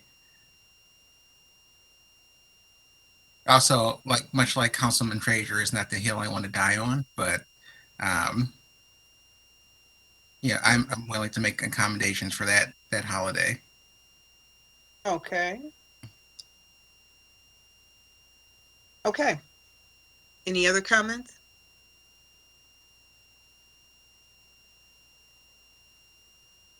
Any other comments? Madam President? Yeah, well, 1 second, please. Jason, are you complete? Yeah, I'm all set. Okay. I'm sorry. Go ahead, Mr. Zorn. I'm sorry. My only concern in the discussion is, and I'm trying to pull it up now, the charter language pertaining, the charter actually speaks to when the mayor presents, and that's not until May. And there was just some discussion about the budget meeting being in April. You would have, what you would have at April is what the administration presented to the mayor. The mayor technically has, I believe, to the first regular meeting in May for the budget to be transmitted to council. Okay. Can I ask a question, please? Yes. To Mr. Zorn, years ago, we used to meet prior to May and review the budget. And council would give their recommendations to staff, and staff would prepare, I believe, their recommendations to give to the mayor. There were meetings, there were years when we used to meet in March. And I also. May I speak to that? Yes, please. Ms. Banks is correct. I would call them wish list meetings. Correct. We really eliminated those, I think, in 2004 when Jim Charette pointed out that our revenues were, our costs were exceeding our projected revenues.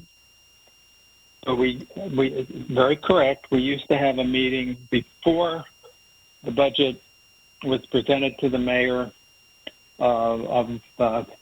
again, I'll call it, because I sat through them as a councilman, kind of wish list that council people had, things that they'd like to see in the next budget.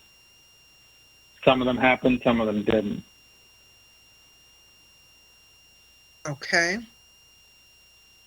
Then I think we need to hear from Ari Mandelbaum, and then we can talk about everything that we've heard so far. Did you want to add anything else, Mr. Councilman Mandelbaum? No, I think Councilwoman Banks hit on all the Jewish dates that I was concerned about. Mm-hmm. And I was going to mention, I thought that her suggestion of the April date for the budget was a little too early, considering that, you know, I know it's not a long time, but I think putting a meeting aside now for the budget, whether it's in April or May, would make sense rather than us trying to figure it out later.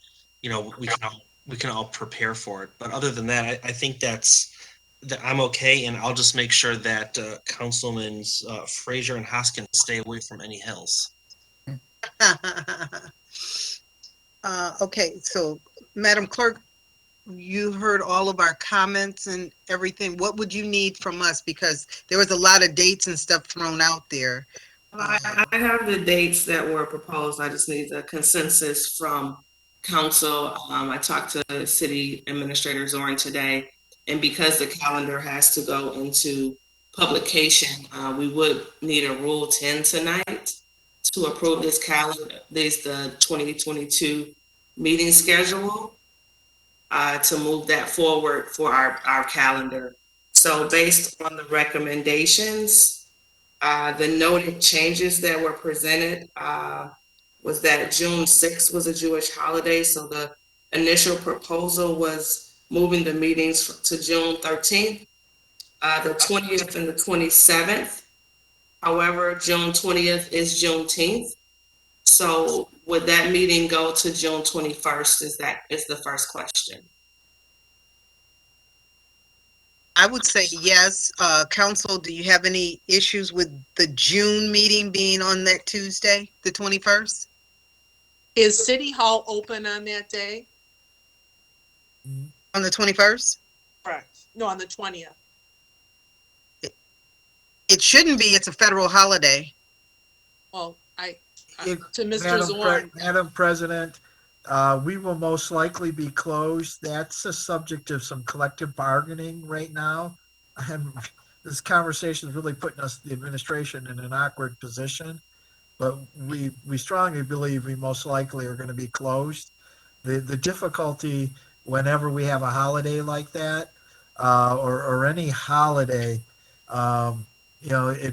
I've got collective bargaining issues, police and fire officers who get paid holiday pay, et cetera. But we have been in those negotiations. But we've typically have been closed on federal holidays. I mean, I don't have a problem with June 21st. I was just wondering whether City Hall was open or not on that day. Thank you. Okay. So general consensus is Tuesday, the 21st. Then, Madam Clerk?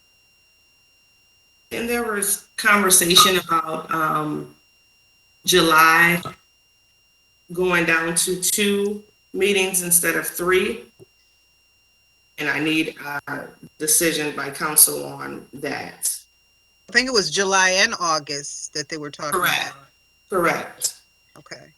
So we wanted a committee of the whole and a regular meeting hybrid for each month. So should we say July 11th and July 25th and August 8th and August 29th? Well, the initial proposal was August 15th and August 29th. Okay. Okay. I'm sorry, that's right, because the 8th is a holiday. And then we would just need the new proposal for the July dates. Okay. Would you want the 11th and the 25th or the 18th and the 25th? At the pleasure of this council. Council, just something to think about. If we do the 18th and the 25th, it will give a long 4th of July weekend, but just food for thought. Yeah, that would be nice. I think that sounds good to me. Yep, let's do the 18th and the 25th. And to clarify, the 18th would be a committee of the whole meeting and the 25th would be the regular hybrid. Yes. Right. We would continue the first meeting being the COW, the latter meeting being the hybrid meeting. Yes. And then our last set of changes was September 6th, 12th, and 19th. And then October, it was October 3rd, 24th, and 31st. I know there was conversation about the meeting on Halloween. Oh, I don't have a problem with the meeting on Halloween. I don't know about the rest of the council. I have no problem. Anybody have an issue with the meeting on the 31st? Oh, There's not a hill I go up. Okay. All right, so it'll be the 31st then. All right, so for just last clarification, the newly inserted dates will be June 13th, 21st, 27th, August 18th, I'm sorry, July 18th and July 25th, August 15th and 29th, October 3rd, 24th, and 31st. And I'm sorry, lastly, there was conversation about the December meeting having 2 meetings instead of 3 meetings. Okay, so you want to make it the 12th and the 19th? It's at the pleasure of this council. Right now, it's generally, the last couple of years, our last meeting in December was normally the week of the 13th. So we could go December 5th and the 12th, or the 12th and the 19th is however council wants to decide. I suggest we do the 12th and the 19th. Council, do we need to vote on that, or everybody's fine? I'm Everybody's fine. So we're gonna do the 12th and the 19th. Whatever you do, I'm okay with it. Okay. And So, go ahead. I was going to ask, not to confuse it even more, in June, we said we're not doing June 6th anymore, right? Right. That's the 7th? No, we're into the 13th. 13th. Right. Got it. 13th, 21st, and 27th. Okay. I'm with you guys. Thanks. So Now, at this point, with the noted changes, I'm going to repeat them one more time. So we're all- Madam Chair, yes. can we hold up for a second? Can we hold up for a second before we do the summary? I want to go back to the budget meeting.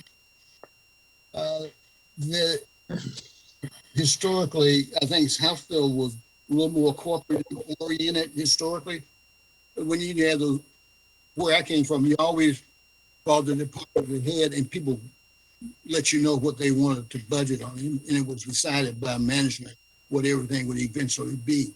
So, with respect to the proposed budget meeting in April, and this will cut out the process of individual saying this was not budget.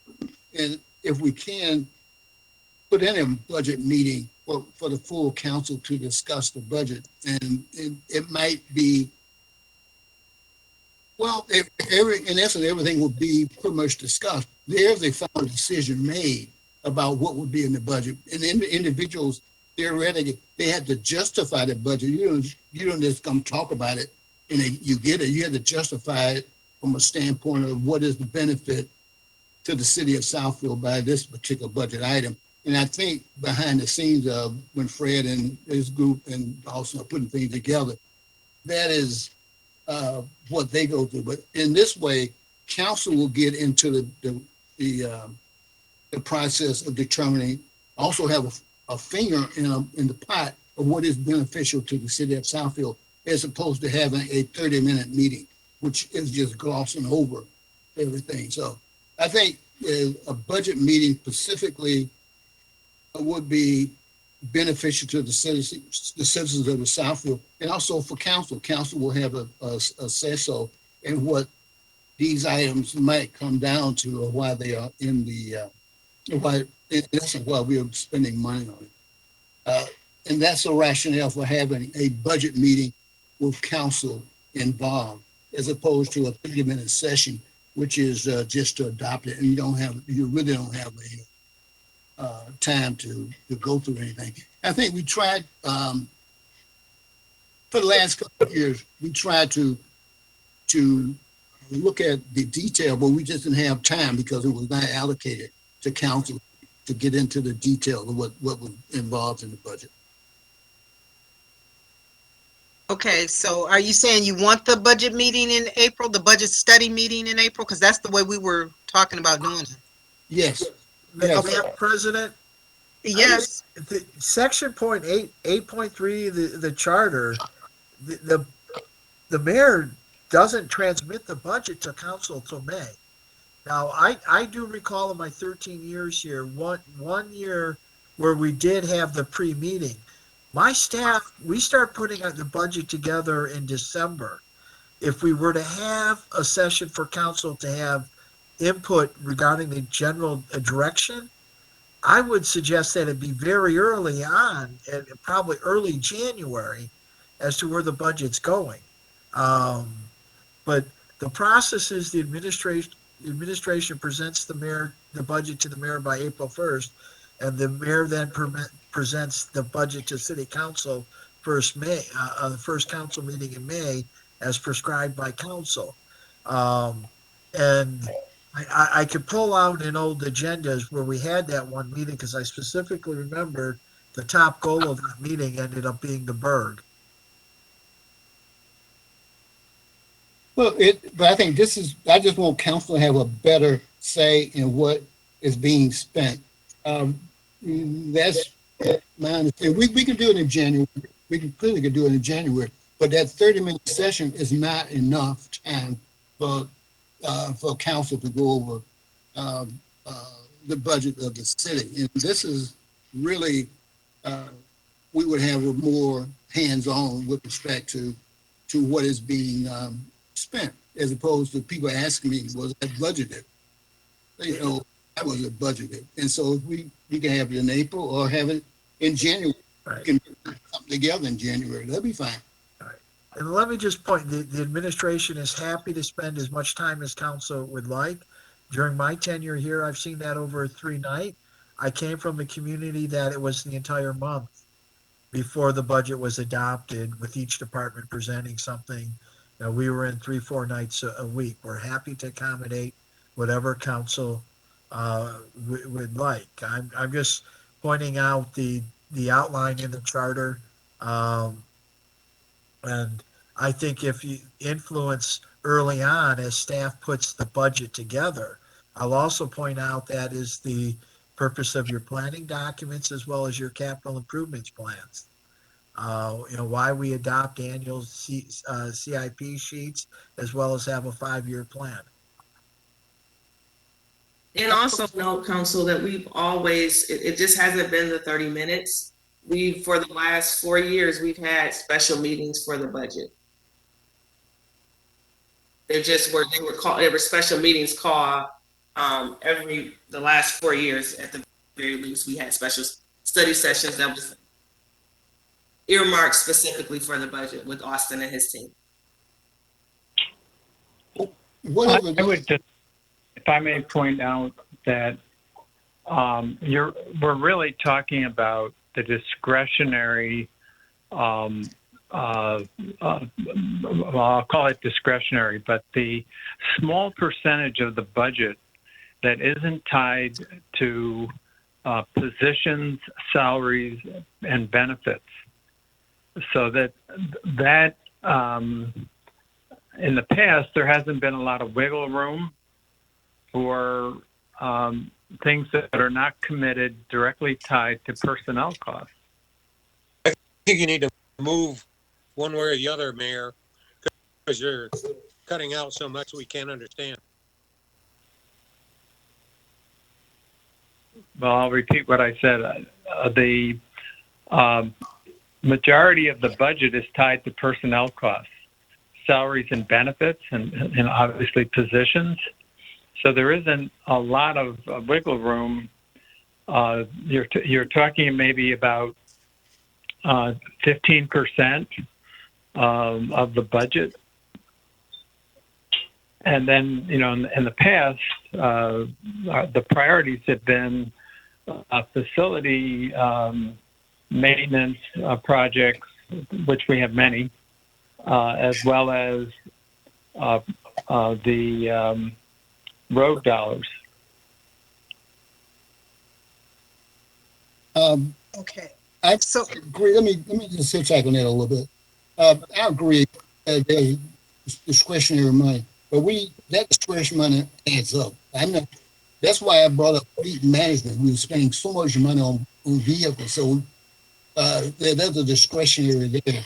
But if we have a meeting that deals specifically with the budget, that will be, the council will have their fingers on that. They will be involved in it, although it might be a percentage, but how much money we spend on vehicles per year, I forgot how many I asked that. So, but those discretionary things are important. I think council has to have a say in it and or to be 100% aware of it and not spend 30 minutes and then approve something. Now, if we have some unnamed meetings that deal specifically with the budgets, that's fine too. But we should put something in place where council can see what is being spent and be aware of it. You can call it whatever you want to. We can do it in January, whatever is doable. All my life, people get up and had to come before the approving authority and tell us or them, we tell them what we want.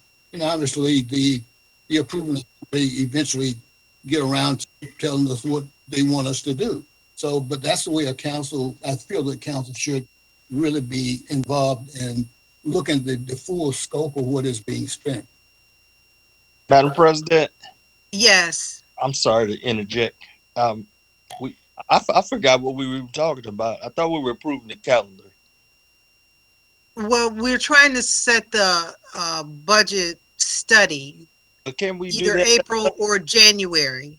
Can we do that at a later date? We can still add meetings. Can we not?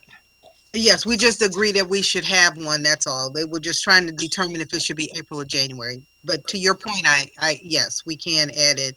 It's just if on the calendar for publishing purposes, we were trying to be as succinct as possible. I do want to make one change, if it's all right with council too. In December, could we do the 5th and the 12th? I forgot the 19th. People are already starting holiday plans. We're getting closer to all of the holiday seasons, and there's so many during that end of the month. Would anyone be upset if we did the 5th and the 12th? The committee of the whole on the 5th and the regular hybrid on the 12th? No. Nope. No. No. Thank you. No. Okay, great. And one other thing, could we go over the dates for September?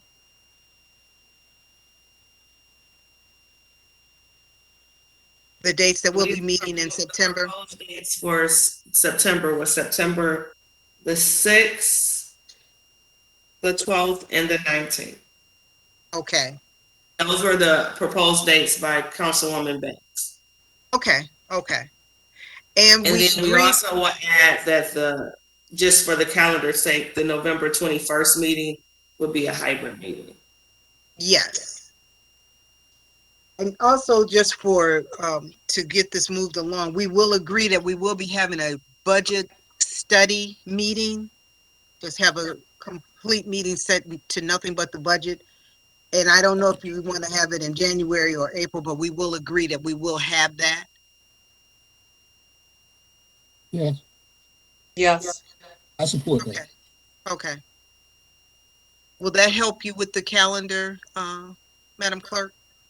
Yes, and just for the record again, let's reiterate that it's grossly inaccurate to say that council has gotten 30 minutes and had to approve the budget. We've had special budget sessions, which special meetings were called the last 4 years. 2 or more hours were dedicated to the budget. And Austin and his team always asked council if they needed more information or wanted to do additional meeting. So I just want to let the public know that there were study sessions with the budget. Yes, okay. And the other thing I think we need to, well, let's get past the calendar first, because the other thing we have to also address, and I don't know if it's going to be brought up tonight or not, is our virtual meetings at the end of the year. Have we given any thought as to how come January we're going to be meeting? Because our first meeting is January the 9th. We need to have a time slot to discuss that as well.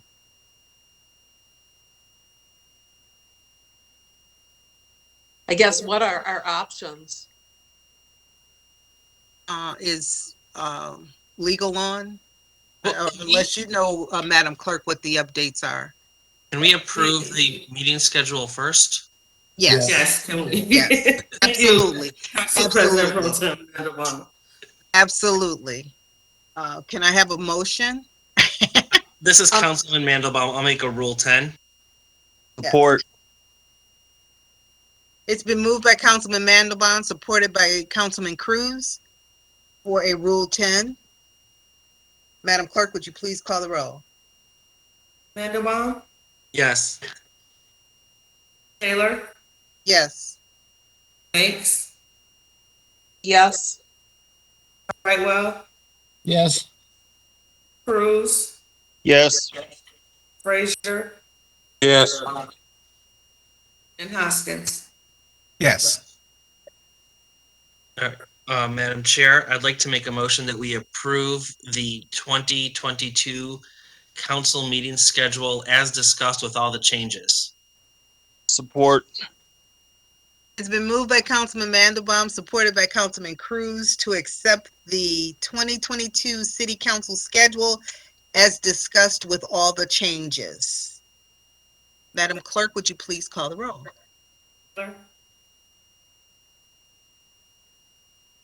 Taylor, Yes.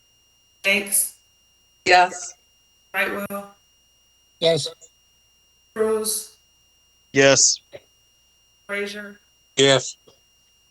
Hoskins, Yes. and Mandelbaum. Yes.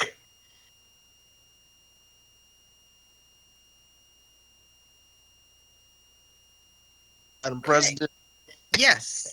I didn't know if you were going to go into detail or not, but I just want to suggest that we put on our next meeting to discuss remote meetings versus face-to-face to give our people time to give us the options for us to consider and have full discussion then, if that's okay. That's perfect.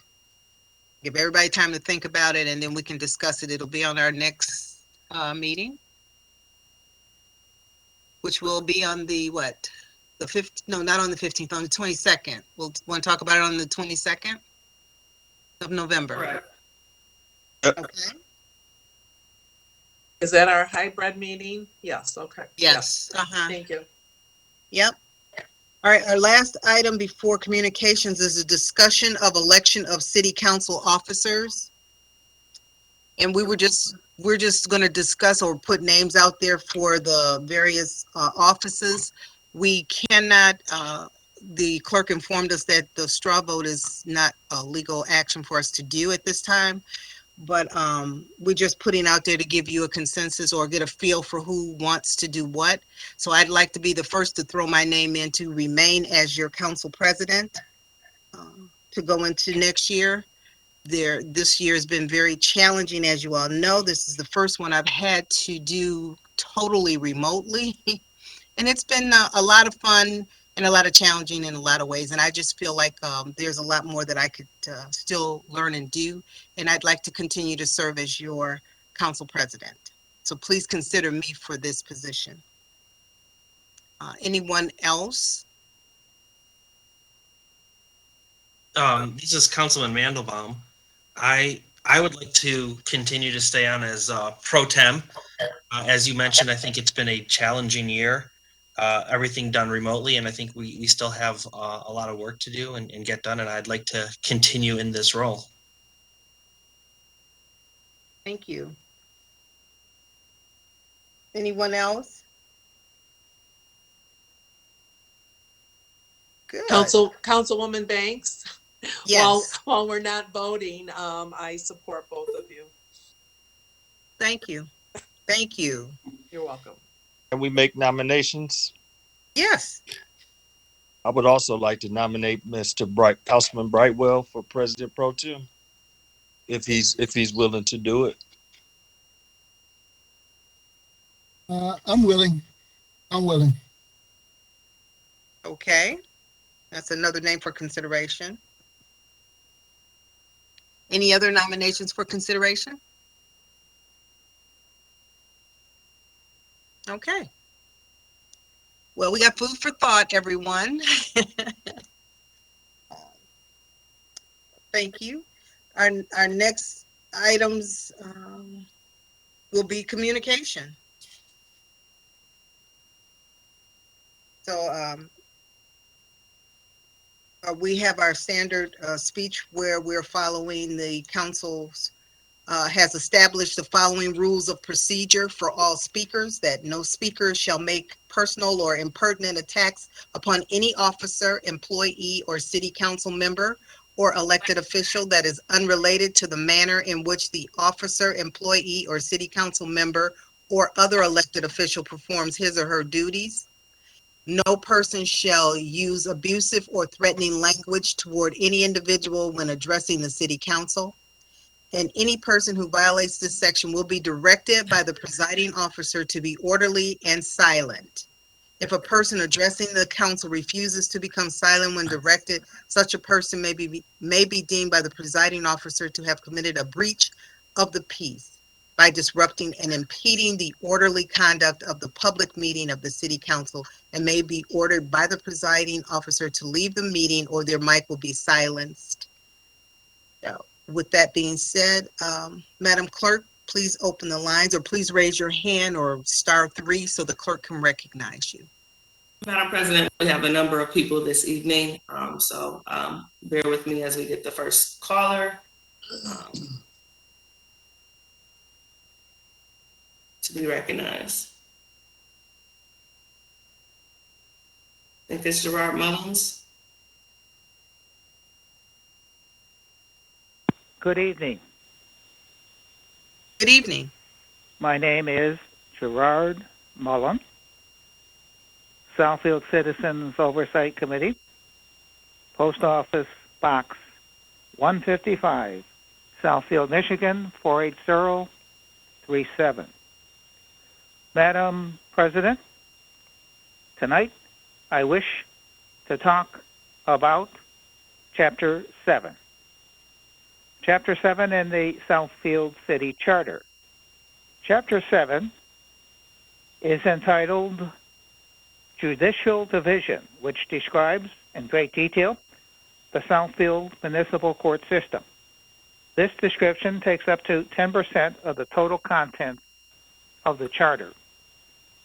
Sad to say, the Southfield Municipal Court was abolished, yes, abolished, on January the 1st, 1969, over 52 years ago, and was replaced with the 46th District Court on the aforementioned date, as mandated by Article 6, Section 26 of the 1963 Michigan Constitution and Public Act 154 of 1968. As every fifth grade student of civics here in the great state of Michigan well knows.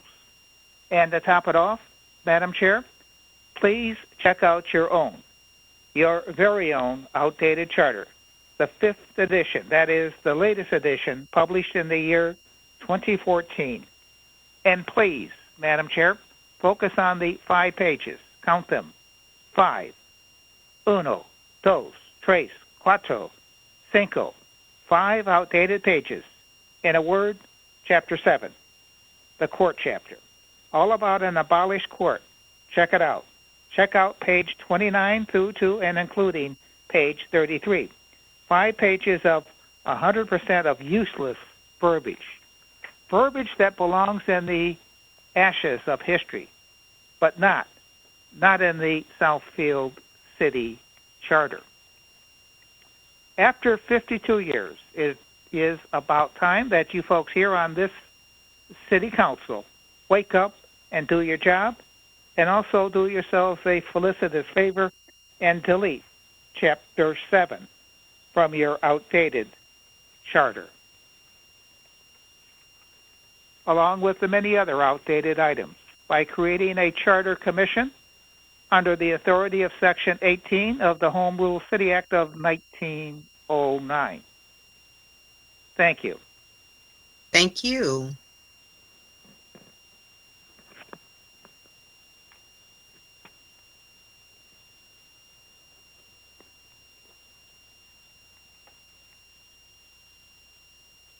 Our next caller. Good evening. Can you hear me? Yes. Okay. Good evening. Good This evening. is Pamela Gerald, Southfield Citizens Oversight Committee, P.O. Box 155, Southfield, Michigan 48037-0155. My telephone number is 248-346-0439.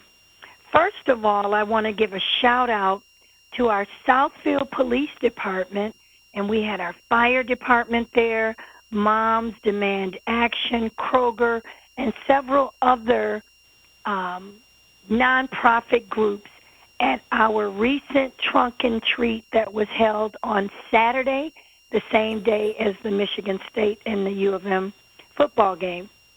It was amazing. We had so many children, and this year we did not run out of candy.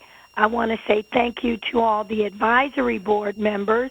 We all chipped in and donated a lot of candy to make sure that we would not run out. And these kids were very mindful that it was a pandemic, but about their costumes. We had a young girl that was dressed like a police officer with all the gear, from the taser to the baton to the radio on the shoulder. She looked absolutely incredible. We had a young boy that was dressed like SWAT, looked just like the Southfield SWAT. And we had a boy that was dressed like a police officer. All of their costumes were absolutely amazing. We had a family that was dressed like the Incredibles. We had a dad with 2 sons dressed like NASA astronauts. It was absolutely incredible. But the best 2 costumes was a 10-month-old little girl dressed like Supergirl or Baby Supergirl, and a little boy dressed like Dino the dinosaur. Absolutely incredible. We had a wonderful event, and I just want to thank our police department and city staff for all that they did for these kids. Now I would like to give a shout out to the voters that voted absentee, that came to the precincts to cast your votes. More importantly, I want to thank you for not allowing yourselves to be duped and bamboozled with some of the negative campaigning and character assassination that we had. Thank God you did your research and you knew the people that deserved your vote and you gave them your vote. So I want to say to the slate that ran, thank you for keeping it positive, running a good campaign without all the negativity. And congratulations on your win and re-election. Thank you. Thank you.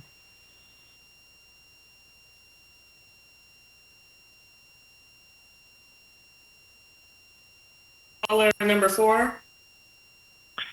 Hi there. Dear members of the council, mayor, city administrator, city attorney, and others present, my name is Moshe Newman. I'm both a Southfield resident and the owner of a small business located in Southfield, as well as an attorney. I speak to you today in protest of Ordinance 1742, the Business Registration Act, passed within the last 3 months. I rise both on my own behalf as well as on behalf of several other business owners who I've spoken to that have expressed similar sentiments. I believe some are coming in front of the council today, others were unable to make it. I ask the council to repeal this ordinance for the following 3 reasons. First, this ordinance, the Business Registration Ordinance, is a complete change from the law as it stood before. Up until now, Southfield has only required suspect businesses to register with the city, such as massage parlors, sexually oriented businesses, and marijuana facilities, reasoning that these businesses may be more suspect and therefore require heightened levels of scrutiny. This ordinance reverses course in that long-established setup and requires that every business, suspect or not, needs to register. This is a major change from how the code and the law in Southfield has worked until now. Second, this law imposes extra work, fees, and penalties upon small businesses who have been the hardest hit from the COVID pandemic. Many small businesses have closed, and many others are struggling to get by. Adding extra fees and paperwork for businesses seem ill-advised at this time and will serve to discourage more businesses from joining Southfield, which, as the council expressed earlier in this meeting, is something the council would like to encourage, not discourage. And third, the laws implemented far exceeds the requirements of many other similar programs. For example, to register a business with the state, all you need is one agent to sign on behalf of the company. Ordinance 1742 requires that the names of all owners, partners, shareholders, etc. be released. Not only that, it requires revealing their home addresses of those owners and shareholders as well. The state does not require that. Many businesses have an interest in keeping the owner's address private, such as landlords keeping their home address hidden from irate tenants, therapists from their clients, and many other small businesses. Additionally, the ordinance in question imposes an extremely steep penalty of $500 per day for not registering, or in total $177,000 a year for business that does not register. This means that someone who, for example, runs an Amazon business out of their basement without being aware of this ordinance can be liable for almost $250,000 for failing to file a single form with the city. Therefore, because this is a large change from the laws that have stood for a long time, because this imposes extra work and fees on small businesses while they're still reeling from COVID, and because this law far exceeds other similar laws by requiring personal information on the owners and partners and contains fees for not registering, I request that the council overturn this ordinance. Thank you for your time. Thank you.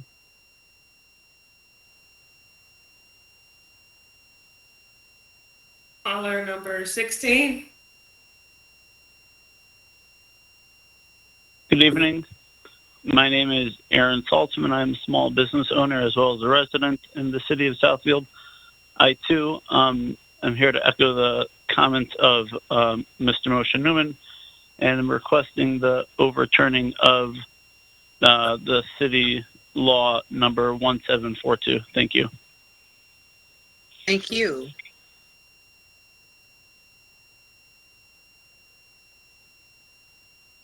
Caller Hello. number 19. We don't get numbers. Is this me? Hello? Hi, yes. Bunker, it's you. Yes, I don't. My name's Fred Bunker, 24201 Garner. I'm proud to live in a country where we, the people, are served by our elected officials. Historically, it was the residents who were heard from prior to council business commencement. The people who are paid to be there to address council were separate from the people who, of their own volition, wish to make this city a better place. We, the people, the city that under democracy is run of the people, by the people, for the people. I feel as though we're being put, as we were with the limiting from 5 minutes to 3 minutes of communication, as well as being put, almost 3 hours into the meeting in a secondary position to the paid staff of Southfield, when indeed it's kind of like telling the boss the employees are going to take care of what they need to. We'll hear from the boss later, which you can't disagree that you're there working, being paid with our tax dollars to provide us with a quality of life, which I'm very grateful for, except for the fact that we used to be, for several administrations, heard from following presentations in the first half hour of a meeting when a council decided that no communications should be put off. I'm disheartened by this because again, you work for the people. I think that's a universal recognition of what's good about democracy. But when you force us to listen to the minutia of the last couple items on council and the rhetoric that went around and around, it's much worse than punishing us by limiting our ability to speak, possibly even ask questions and receive yes or no answers. I don't know if it's illegal to prevent us from asking yes or no questions. It's very disrespectful, I think. I would answer any question you had of me, but I feel the same is not true in reverse. And it's disappointing to see it become a part of the way the city is now conducting business, with the residents being put at the very end of the meeting.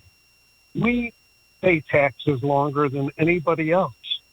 These businesses that come and go, often with their elected or their appointed paid city staff, have all of your attention.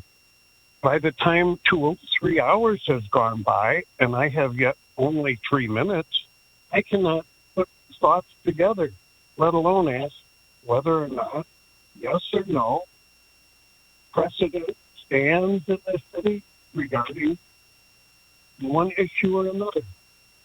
I'd like this new council president to think about it and possibly, as history has shown us, let the residents speak and then get on with the business of running the city. Thank you very much for your time. Respect you all. We hope you'll enjoy November. Good night. Thank you. Thank you.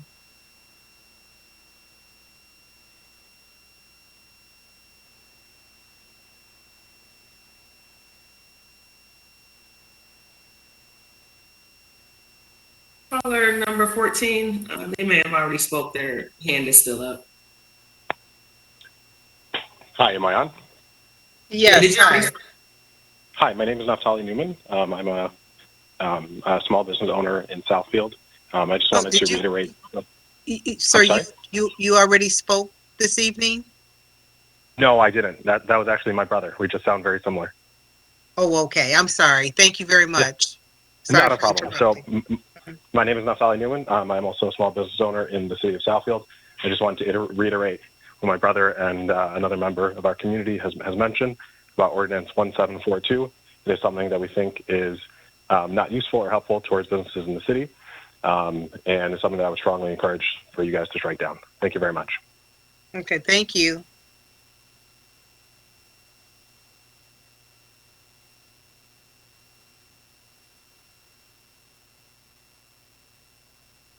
Madam President, at this time, no one else has pressed *3 to be recognized for communication. Oh, we have one more. I'm sorry. Caller 21. Hi, thank you for recognizing me. My name is Daniel Millman. I'm also a proud resident of the city as well as a business owner. I just want to add to the comments about ordinance number 1742, just a couple of items. Investors or business people often value their privacy. I'm sure that if any members of the esteemed council invest in a business, they're also not looking to announce that to the world. And I personally have seen tens of millions of dollars flow into the city of Southfield, both for real estate improvement, commercial and residential, as well as other businesses hiring locally and really helping the economy and helping to improve the lives of Southfield citizens. And I can tell you that my partners, whether they be out of state, out of town, or local, are really not interested in having their information, personal information, made public. And essentially by enacting ordinance number 1742, we're incentivizing them to go elsewhere. And I think that would be a real shame because the city has tremendous momentum. It's shown tremendous growth over the last decade, and that can continue. And I don't think it's in anybody's interest to disincentivize business investment in the city. That's number one. Number two, I particularly deal a lot in real estate, and I have 7 children, and I also have many tenants, both commercial and residential. And from a safety perspective, I am not interested in announcing my ownership or my address to a potential disgruntled tenant who can put my family health or life in danger. So I think that at the very least, the way that the ordinance is formulated currently, with all owners and partners, et cetera, required to be registered publicly, I think that presents both a safety issue as well as a serious disincentive to invest in the city. Again, not serving anybody. Thank you for the time. Thank you.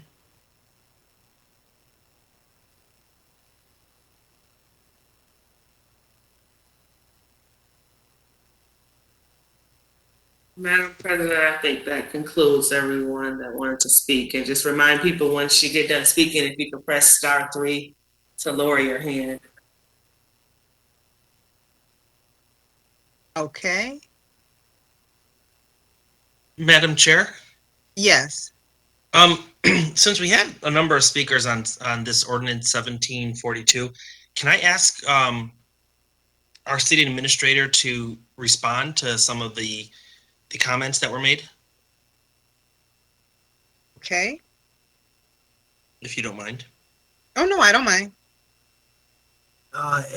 If I may, Madam President? Yes, please. The administration feels the ordinance is reasonable. I'll use, for example, this is about public health and safety first and foremost. During the COVID crisis, we had no mechanism to communicate with our businesses. Recently, we've had a number of fire and storm events, a wall collapse, and we had no way to communicate with the business owners as this was happening over a weekend. It's a reasonable request for a city to have basic registration information. We're happy to review the contents of what is being asked for. I am happy to take a closer look. The comparison to the state of Michigan is a completely different comparison. I'm not even sure how that compares, but most of our neighbors to the south, north, and to the east and west have similar ordinances. Again, we're always happy to review it. The alternative for any penalty in the ordinance is that it either be a misdemeanor or a civil infraction. We elected to go with the civil infraction simply because this wasn't something we were looking to criminalize. We think an enhanced tool of communication with our businesses is a good opportunity, especially in cases of these extreme situations. We don't always know who the tenants of various buildings are. Multi-tenant buildings aren't registered. There can also be certain benefits too. For example, personal property tax forms. Just reminding businesses electronically that you need to complete one form may make a business eligible for the exemption from its personal property taxes. Many businesses aren't completing that form, and they simply get they actually get a roll up because in the increase because they didn't. But again, we're happy to look at the content of the registration. Certainly, it was not our intent to put anyone at the arguments that we're putting at people risk or anything. We're happy to look at this. We need a way to effectively communicate with our businesses, especially in these emergency situations. Now, let me just point out one other thing, Madam President. The only time we know anything about a business is usually when they're going through the site planning process. And a great deal of businesses, as they're going through a moving process, have no contact with the city at all.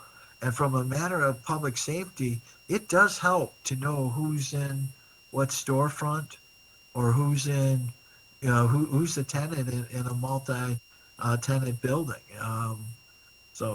And again, we're happy to look at the content of that registration. And in particular, I'll be comparing it to what our peers are doing. Thank you. Thank you very much. Ari, did that? Yeah, that helps. And I'm looking at the form now online. I pulled it up. I think that where some of the concerns are, obviously, that people were mentioning fines of up to $177,000 a year. But also, I know when you register a business with the state, you could have a registering agent and things like that. But this one does want, it says page 2, list names of all business owners, partners, or corporation officers and titles. And, to me, that does sound a little excessive if, you have, multiple partners in different states and everything else. I think that there is a way that we can, modify this form as well as put some other information out there that can ensure our business owners that we're not, looking to penalize them and cause them any civil infractions and things like that. But I do think that we do need a way, I agree, we do need a way to communicate with businesses. But I think that the form definitely needs to be revised, personally. In addition, all of that personal information on that form is exempt from FOIA. So that is just information for the city to have, FYI. Madam President? Yes. In I'd like to respond to something that Councilman Mandelbaum just said. Okay. And the people that talked about having their names on the form. You know, in the middle of the night, when someone throws a rock through the front window, if we don't know who to contact, it's pretty hard for our police officers to take care of the situation, get one of the owners in there to take care of it. And the city clerk just said it's non-foyable. So we do need the information of more than one person, if there is more than one person, because one person may be on vacation out of the country. So we need to be careful. We need to be protective of that. But again, the city, in order to do the job correctly for the people that have come to the city of Southfield to do business, we need to work in partnership with them. So that's my input. Thank you.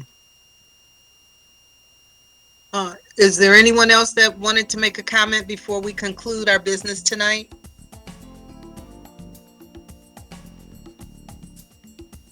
Okay, hearing none. Everyone, please have a great evening. Thank you for tuning in to our council meeting tonight, and we'll talk again next week. Thank you all.